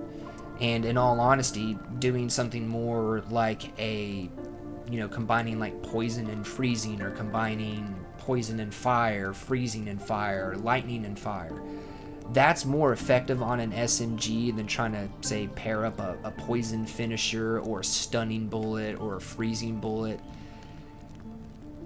I never tried ice wall bullets and force bullets, so that could be something that would be effective, but you need something that you can hit a lot of different enemies really quickly, mainly damage. Things that don't do damage, they do work on an SMG, but it's I always felt like I was kind of holding myself back because I really wanted to try, like, you know, oh, let me stack up some poison really quickly and then boom, sepsis them for big damage. The cooldown in between being able to shoot sepsis bullets, I'd always felt like it was more effective coming out of a shotgun, a rifle, or a pistol. Now, a good example of what I was talking about is SMGs are, well, you put double chaos on them and you're not going to find anything that is going to be a more reliable chaos fighter. Now, of course, you know, you get some like your Odin's weapons, you know, you pile up, you know, your lightning strike or something more advanced than what you would find in the base game, then yes, you can find much more effective killers. But as far as the base game goes, and just, you know, your shabby, rugged, trusty, and refined weapons go, and the main weapons you will find throughout the game, guns you can get from young Joshua, your SMG is going to be probably your most effective chaos killer. You can get really good effective chaos killers out of the carbines as well, but as you can see here, you got to pair them up with something like freezing or stunning. There are so many guns, especially with bounty of guns in the game now.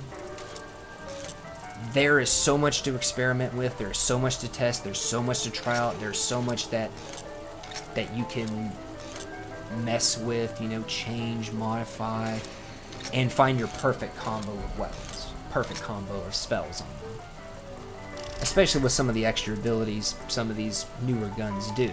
But the guns, I gotta give 2 thumbs up. They added in cannons with bounty of guns, so you can get like a shabby, a rugged, a trusty, and a refined cannon.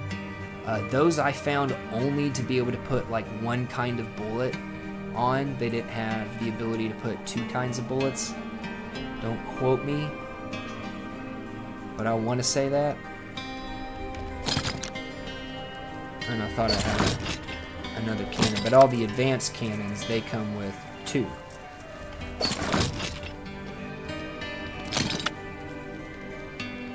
And I thought I kept a refined around, so I do apologize about that, but yeah, cannons are really great when you can use two kinds of bullets. If you can only use one kind of bullet, I don't see much of any,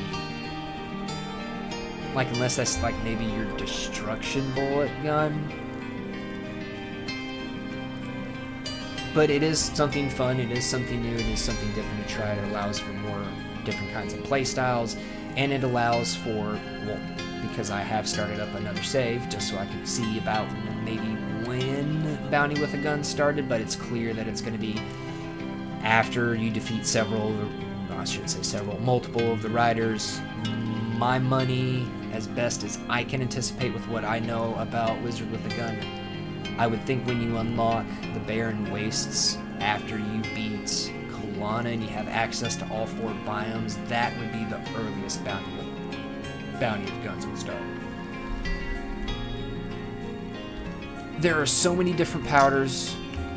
I'm not going to go into them. I'm not going to go into listing all the different kinds of bullets again. These are, of course, you know, level 1, level 2, level 3, level 4, but as you can see, you have 1, 2, 3, 4, 5, 6, 7 different types of main damage bullets. You got your order bullets down here for fighting chaos, and then you get into your utility bullets, which you have 8 of, and then your 5 summoning bullets. You've also got your poison finisher bullets to pair up with your poison bullets, but they aren't your main damage kind of bullets. Then if we go in and we look in powders, aha! Oh, look at all of them, all those different colored symbols. Oh my lord, we could spend a lot of time here. We're not going to. Fire and Oil was, yeah, I would have to say it was my absolute, like, most used combo, Fire and Oil. It was my biggest crutch. You can see that I've got Diablo here, the refined Wonderbuss, and then I've got Lucifer here. I have kind of had some kind of fiery name to go with my Fire and Oil shotguns all throughout my playthrough. You can see that I have Thunderlord with Shocking and Lightning Strike. Another Fire and Oil on an SMG. Yeah, Fire and Oil was my main used combo. Now, when I got some of the upgrades for Fear, because I kept wanting to use Poison, kept wanting to find a good way, and I, you know, kept trying to make Sepsis like my end-all, be-all damager, right? Well, Poison and Fear is a much more effective combo, especially because on a Poison and Fear type gun, you can increase the effectiveness of your poison on the feared enemy, or you can increase your effectiveness of all your attacks on that enemy. And it is the Algophobia powder and the Fear effect. Yeah, it's powerful. Poison and Fear, man. Poison and Fear. In the back half of the game, Poison and Fear became a really big crutch. I made an intentional move to try not to use Fire and Oil combos or like my Fire and Oil shotgun as my crutch, so I did get to experience a lot of other stuff. That's how we come across Icebreaker and Stasis Buster here. And Icebreaker, of course, if you look at Vortex down here, I pretty much ripped the idea, modified it a little bit, and got it amped up with a lot more damage. Because I put it on that cannon, and that cannon does extra damage on top of being a cannon, which does more damage than a shotgun. All in all, about the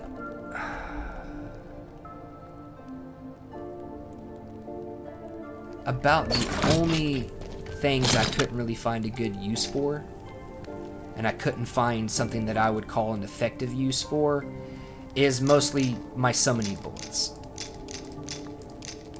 You know, there are a few utility bullets, like the calming bullet. It's like, why would I calm the enemy when I can just charm them?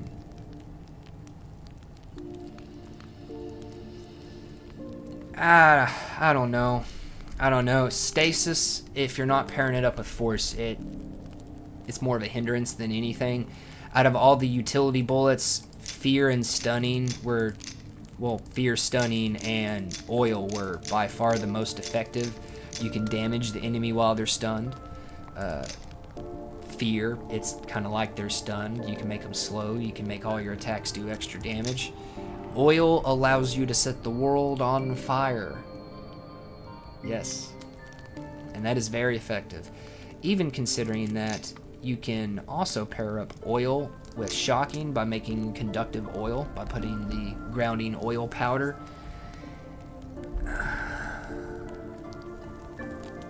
A bunch of little enemies like the barren wastes, and then a couple of bosses in this, or a couple of the, like the world bosses in the swamps that you get gears from, that are surrounded by all like the little frogs, the big cat that's surrounded by all the little cats, the big goat surrounded by all the little goats.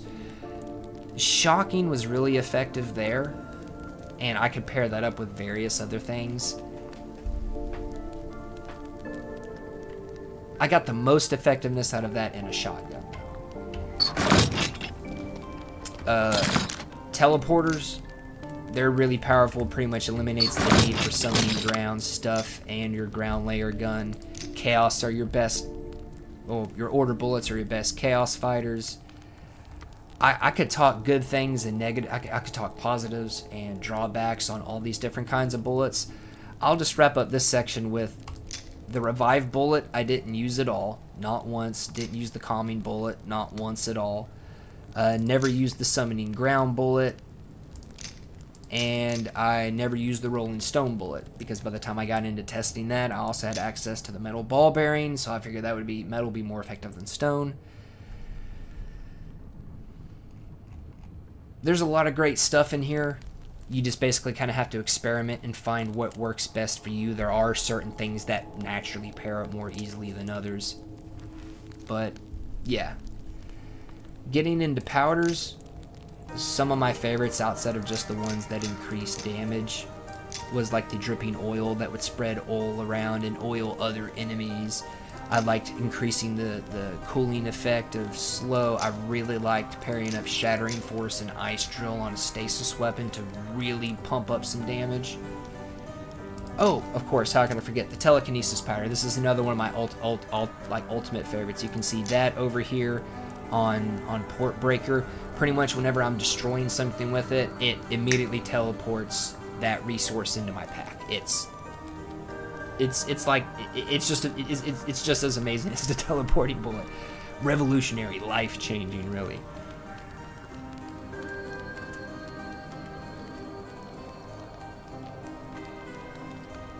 I never used decelerate or accelerate. I mainly used faster. I never really found a reason to slow down a bullet. I guess I didn't experiment enough. All the homing ones, like pretty much all these homing ones are useful depending on what you're using for, except for this one, crude homing. Avoid it. It just goes after the nearest thing. It's worthless.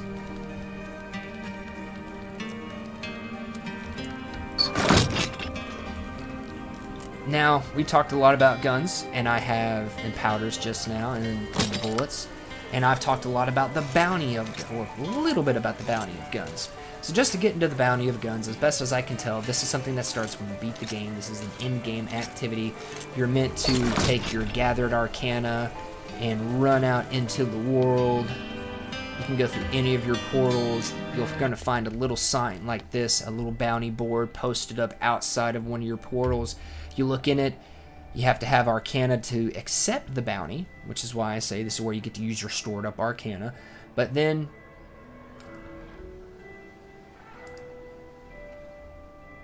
man, I should have brought something more than just my port breaker. But I would select one of these, and it would give me an arrow, and it would indicate, hey, go this direction or that direction, wherever. And on my map, I would see a little scroll icon. and that is how I would know that that's a bounty. You go there, you kill the bounty target, you get a little chest. It'll be like a Barren Waste bounty, or a Fell bounty, or an Imperium bounty. It's a little chest, and you bring it back to your bounty mechanic here, and you would press E, but I don't have any bounties, and he at that point would then spit out some guns. You got to see this on stream right before we started this review. And the bounty of guns. The bounty of guns. Give me just a second. We will read my title. Now that break, that pause that happens right there, just to talk about a technical issue, where it hitched up there and then started going. On my newer save, that I have not unlocked Bounty of Guns stuff yet, it doesn't do that. My entire playthrough, it doesn't do that. But once Bounty of Guns became active and I was engaging with it on this character, that hitch happens every single time. It's something with the game. It's not your hardware. It's not my hardware. Maybe it is my hardware.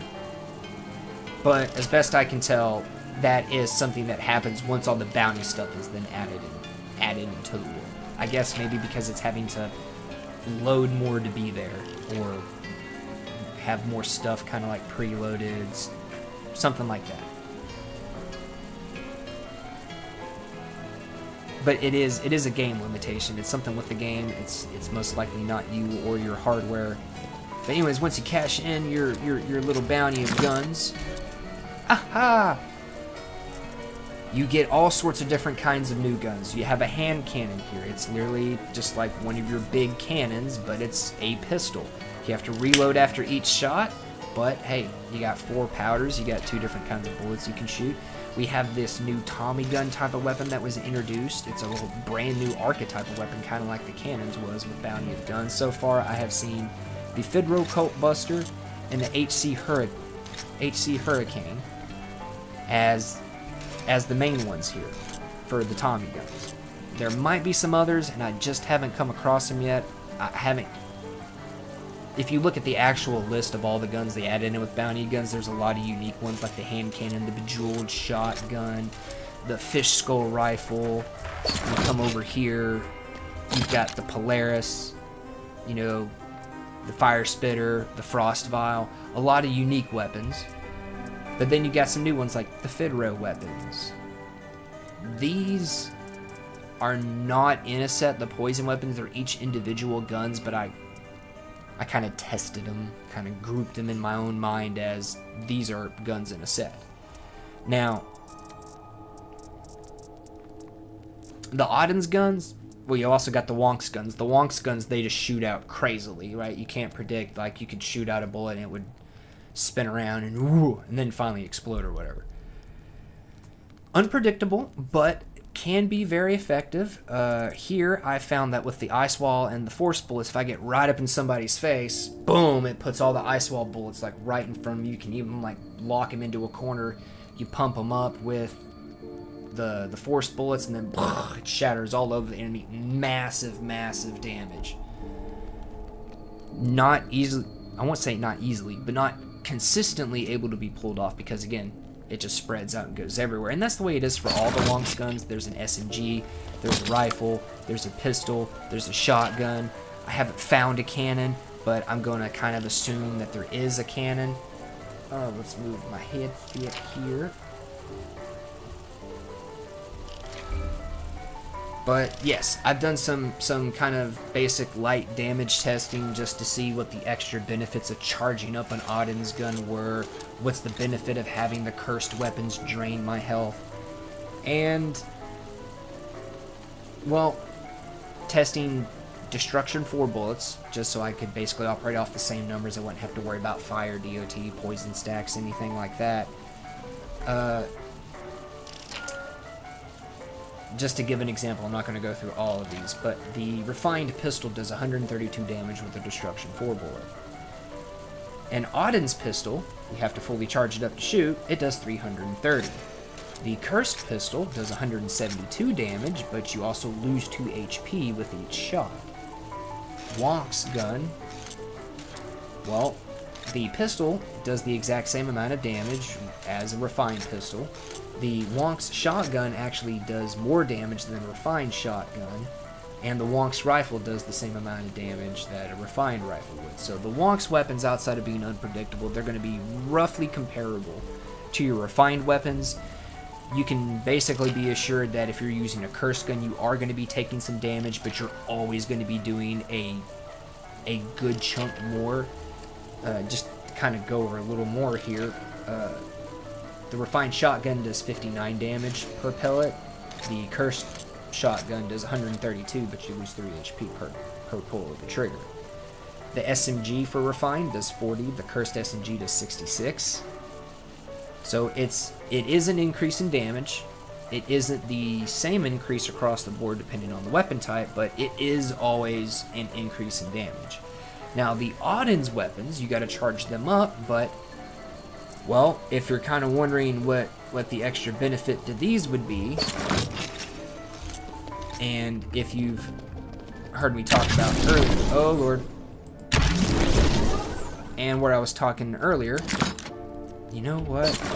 Let's just avoid trouble. With the Auden shotgun here, let's look at that. So a refined shotgun does 59 damage per pellet. An Auden shotgun, you have to fully charge it to shoot it, does 198 damage per pellet. That's an almost 4 times increase. The Auden's gun, like all the Auden's guns are that way. But they aren't always the most powerful. As an example, the cursed SMG does 66 damage per shot. You lose an HP. A fully charged Auden's SMG only does 49 per shot. I would still recommend the Auden's over the curse, not just because you lose HP, but once you fully charge up an Auden's SMG shot, and I've got some charming bullets I can demonstrate this here with. Welcome to my firing range. Got a nice view. But once you charge it up, you can literally blow your entire load on the enemy quicker than you could with a cursed weapon, quicker than you could with a refined weapon, quicker than you can with any SMG. Chaos, effective. Fire, effective. Cold, effective. Shocking, effective. Any kind of damage. One moment.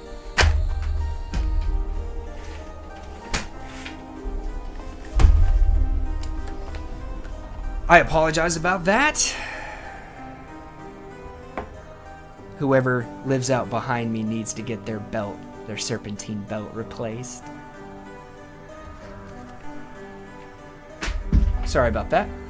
But anyways, as you can see, you get to blow your entire load with the Auden shotgun. The Auden's SMG. The shotgun works very much the same way. Instead of pumping out a spray, pumping out a spray, pumping out a spray, you charge it up, whoosh, all the sprays come out at once. That's why the lightning strike is so effective. Bounty with the guns is not difficult. One of the most difficult things you're going to find with bounty of the guns is that occasionally you come across an enemy that has a combination of abilities that they are just really hard to bring down. These bounty targets, you're going to find them to be, most of them are going to be challenging. They're going to be like fighting a mini boss fight. Now, outside of that mini boss fight, you will still find some that come down pretty quickly and easily, as seen on stream beforehand. You can find some like bounty variations of like a little enemy, and well, at that point, they're not really difficult to bring down. I mean, they can be, but most times not. The really difficult ones are going to be the bigger enemies when they've got like fire and poison coming off of them, and then they're throwing out these random freezing bombs. It can get pretty crazy, but it's really fun too. Turn in all your bounties here, you get your guns, and then you have fun playing with and experimenting with new ones. The different sets like the HC, the cursed weapons, the Auden's guns, your Fidro guns, they're gonna have a theme that goes with that weapon set. Just play around. experiment. Your Odin's guns were probably your quickest killers, but just experiment around with some different stuff. Now, the last thing I want to talk about here in the complete review of Wizard with a Gun is actually not in the game at the moment. Recently, there was a beta done for a 4-player co-op. Right now, outside of PC, Wizard with a Gun is 2-player co-op. Now, you can do co-op 2 people with Wizard with a Gun online, but split screen, it's just 2, and PC can't do split screen. Now, this 4-player technical beta went from March 29th out through April the 2nd. According to their most recent post, they got a lot of good data, and they got a lot of good feedback.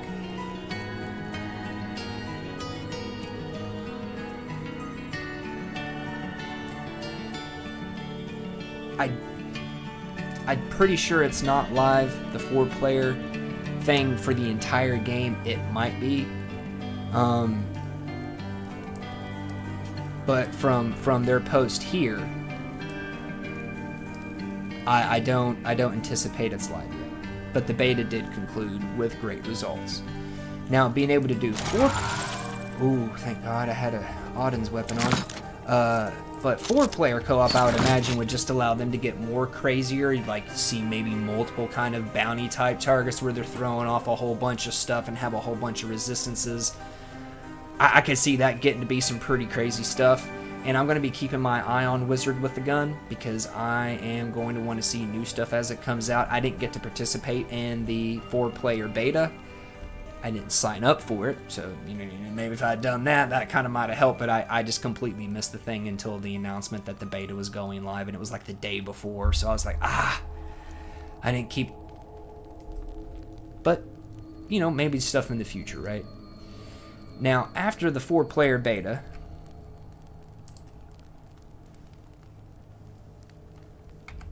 another thing I want to mention is that Wizard with a Gun does have microtransactions.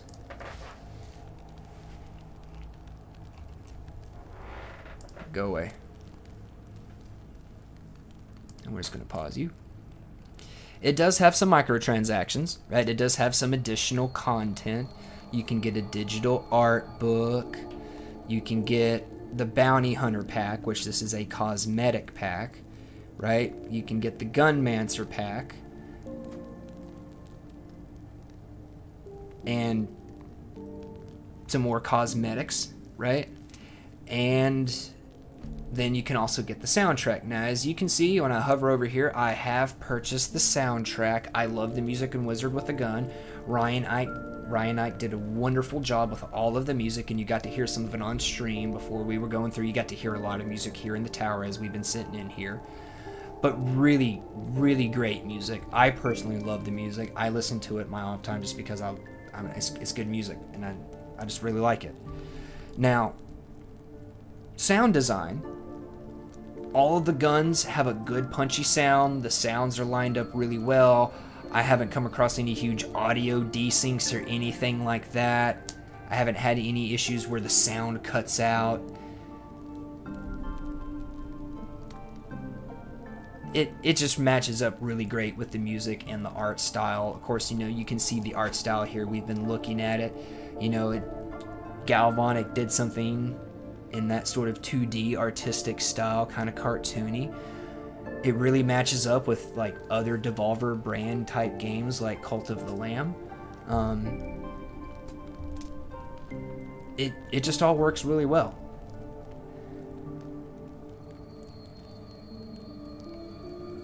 The last thing I think I can really talk about to you guys is playtime value for this review. Now, playtime value, I look at that as you should never, ever, ever get less than 1 hour of gameplay per dollar spent on the game. There are a few very curated, really dependent upon replay type of games that might break my rule. Me personally, though, with all the games I play and all the games I have played, Should never get less than an hour of gameplay per dollar spent on the game. And Wizard with a Gun, I've gotten 86 hours of play out of it. That includes Bounty with the Guns, that includes starting up another character and getting them like halfway to Issa.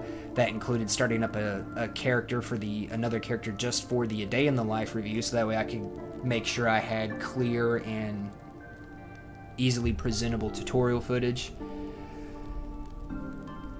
This, I didn't buy Wizard with a Gun. Again, it was purchased for me, but it was $25 USD, $24.99. And as you can see, I have gotten more than 3 times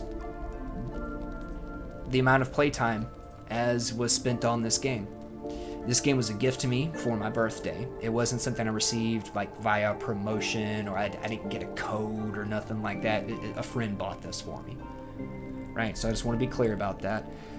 But with this playtime value, I mean, there's more guns. There's guns, like, as I said, I haven't played with. If we come back over here, I haven't done anything at all with this fish skull rifle. I haven't tried out anything with the Rotten Repeater. I haven't really done anything with Wallace or Blight Spreader or the Hammer of Soul. Right? I've played with pretty much all these guns down here, except for the pistol. I got that today. Tried out a hand cannon. Tried out a bejeweled shotgun. I don't have them lying around anymore. I kept blank copies. As you can see, I messed around with the Fidro Cult Buster a little bit. Fidro Cult Buster a little bit. There we go. Now I can talk like a person. And, I mean, obviously I've unlocked everything. I've unlocked everything in all the different tables. Like, if you want to keep experimenting with Bounty with the Guns, Bounty with the Guns provides you that exact thing. I want to keep playing Wizard with the Gun. I want more to do. I want to experiment more. I want to try more combos. And I think with more content that they're going to be adding, the only thing I know of right now is that they're looking at the 4-player beta test. But, I mean, if they're going to be allowing us to play 4-player co-op, they got to give us something that's going to be crazy to kind of match the output in terms of damage that we'll be able to do. So, hey, maybe we can get some new bosses or something at some point. I'm going to be keeping my eyes out. I'm going to keep looking at this. This is a game that I recommend. I strongly recommend. This is a game that if you like these kinds of games, if you like Devolver type games, if you like twin stick shooters, you can get a lot of enjoyment out of this for the money that you would spend on it. Of course, if you can get it on sale, I'm never going to fault someone for wanting to get it on sale. Save you some money. I would recommend checking GOG. The last time I checked GOG Galaxy, which was yesterday, I didn't see Wizard with a Gun, but always check GOG first. Why? Because you get DRM-free versions of games through GOG. Not trying to knock on Steam or Epic. I use both Steam, Epic, and well, I use all 3 of them. But if you can get a DRM-free version, why not do that? Do keep an eye out on things like your PlayStation Plus subscriptions and Game Pass. If Wizard with a Gun ever comes to Game Pass or a subscription service where that you already have, you would be wise to pass up playing it, especially if you can do it for free. But no matter how you get the game, I strongly recommend Wizard with a Gun. I recommended it in the A Day in the Life review, and that has changed to a strong recommendation. Very solid game. Very solid game. Are you going to be able to play it for forever? No. But then again, should you be able to play a game for absolutely forever? All good things must come to an end, and so has this review, and so has my playtime thus far with Wizard with a Gun. I hope to see more stuff come out, and I'll be doing some streams reviewing that, talking about it, checking it out if they do. And in the meantime, well, I think the only thing left for me to say is that I hope you all have a wonderful rest of your day, and thank you very much for your time.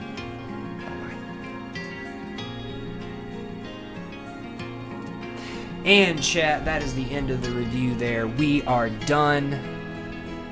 Again, going to be making a breakout video that you'll see posted up on the channel, so that way I can put it in with one of the playlists. That way you don't have to go searching through the streams, and you don't have to search through the stream for the review. Now, in the breakout video, I will definitely have a link to the A Day in the Life review for Wizard with a Gun in there. I did not get that in there for the stream descriptions because I'm a professional. Anyways,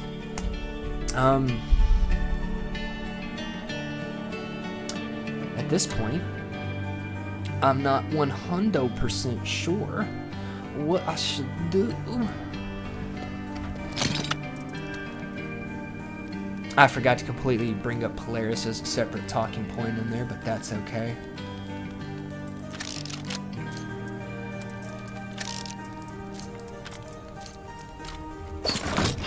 Alright. Something I couldn't bring myself to talk about in the stream thus far or the review chat is that Talia's rifle is... it's a bit disappointing. You gotta charge it up.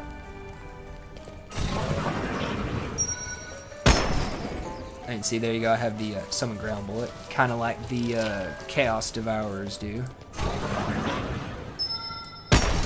Aha, there we go. We fixed it. We repaired it. I didn't almost break it. No one saw that. But you have to charge it up, but it doesn't do anywhere near as much damage as like the Cursed Rifle or Odin's Rifle does. That was really disappointing to me, especially with this being a boss weapon, but I guess they do want you to do more than just play with the boss guns. I didn't talk about the character creator again because I didn't really know what else I could throw in there. Chat, you know what I mean? I should have mentioned the cosmetics that come with, you know, bounty of guns. I guess I should have mentioned that.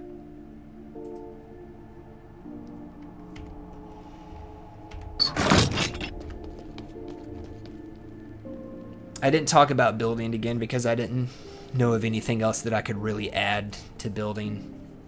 My biggest problem with Wizard with a Gun, well, not even with Wizard with a Gun, with the content I've made on Wizard with a Gun is that, well, I got a little hyped up, a little amped up, and I think I blew my load a little too much on the A Day in the Life review for Wizard with a Gun. I should have left more for the, you know, the complete review, which I tried to make something unique and something its own.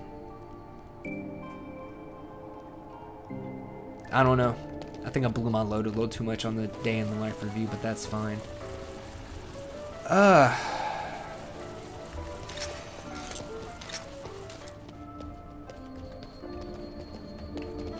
one thing I can talk about here. Let's get back to the main menu.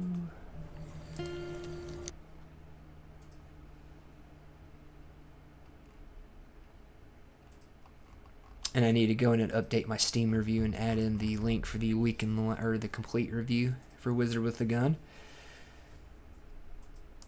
Oh, stupid doo ba ba ba doo ba doo ba ba doo ba doo.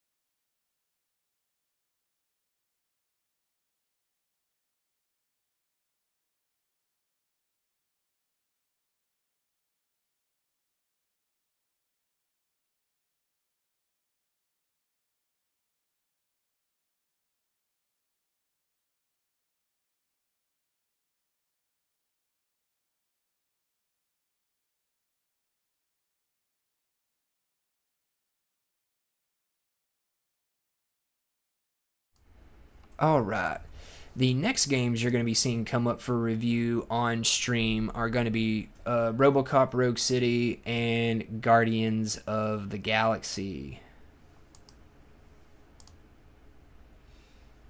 Guardians, I was one of those people that after Marvel's Avengers, I didn't even give this game a chance. And from everything I heard, I should have. So I'm going to. It's going to happen. RoboCop Rogue City is going to be coming up after that. Now, as you can see, I have RoboCop Rogue City on Steam. And as I mentioned earlier, You should always be checking on GOG Galaxy for games first because they're DRM free, and you absolutely should.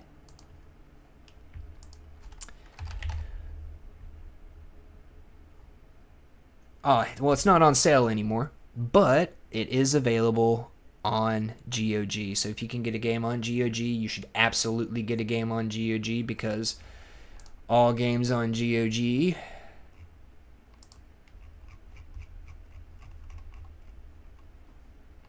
boom, have that. DRM free, no activation or online connection required to play. And 99 to 100% of GOG's games are DRM free. Now, what does that mean? I'm an average gamer. I'm an average person. Morecat, what does it mean that it's DRM free? Why should I go to this funky looking store as opposed to the one that I'm used to? With this, let's say GOG shuts down. They close. Poof, they'd be gone. All your games, poof, gone, right? No. You're going to have to go through the very annoying, very tedious, very difficult task of finding the executable to the game and then just creating a shortcut on your desktop to that executable. And then you can still play it. Whereas with our bigger platforms, with our two bigger platforms here, that is not necessarily possible.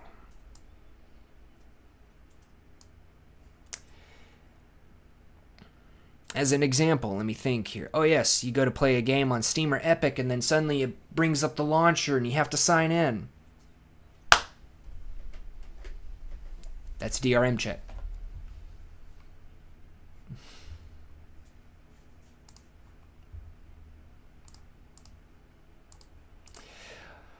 But ladies and gentlemen, guys and gals, boys and girls of all ages, be looking out. This week probably I'm shooting for Wednesday. If I can get something up Tuesday, I probably will start it Tuesday, maybe just a little bit. But shooting for Wednesday, going to be starting Guardians of the Galaxy. I'm going to boot up that night. We're going to stream a couple hours of the game, the first couple hours of the game, and then I'm going to be going head down, trying to get through it. I'm going to try to stream some other parts of it. And, well, then you'll be looking for a day in the life review. Now, trying to be a bit more mindful of structuring my day in the life and week in the life reviews. That's why I'm going with Guardians of the Galaxy and RoboCop next, because from what I've seen, 24 hours, I will be able to get, like, a complete playthrough of the game, or something like 95% plus complete playthrough of the game. So, yep, that's probably I'm going to be going with those two. I do want to say thank you for everybody tuning in, everybody that tuned in to watch, which was absolutely nobody. But I still love you all for coming and checking me out. Hope you have a wonderful rest of the day. Be looking out for the Break Life video of the complete review of Wizard with a Gun.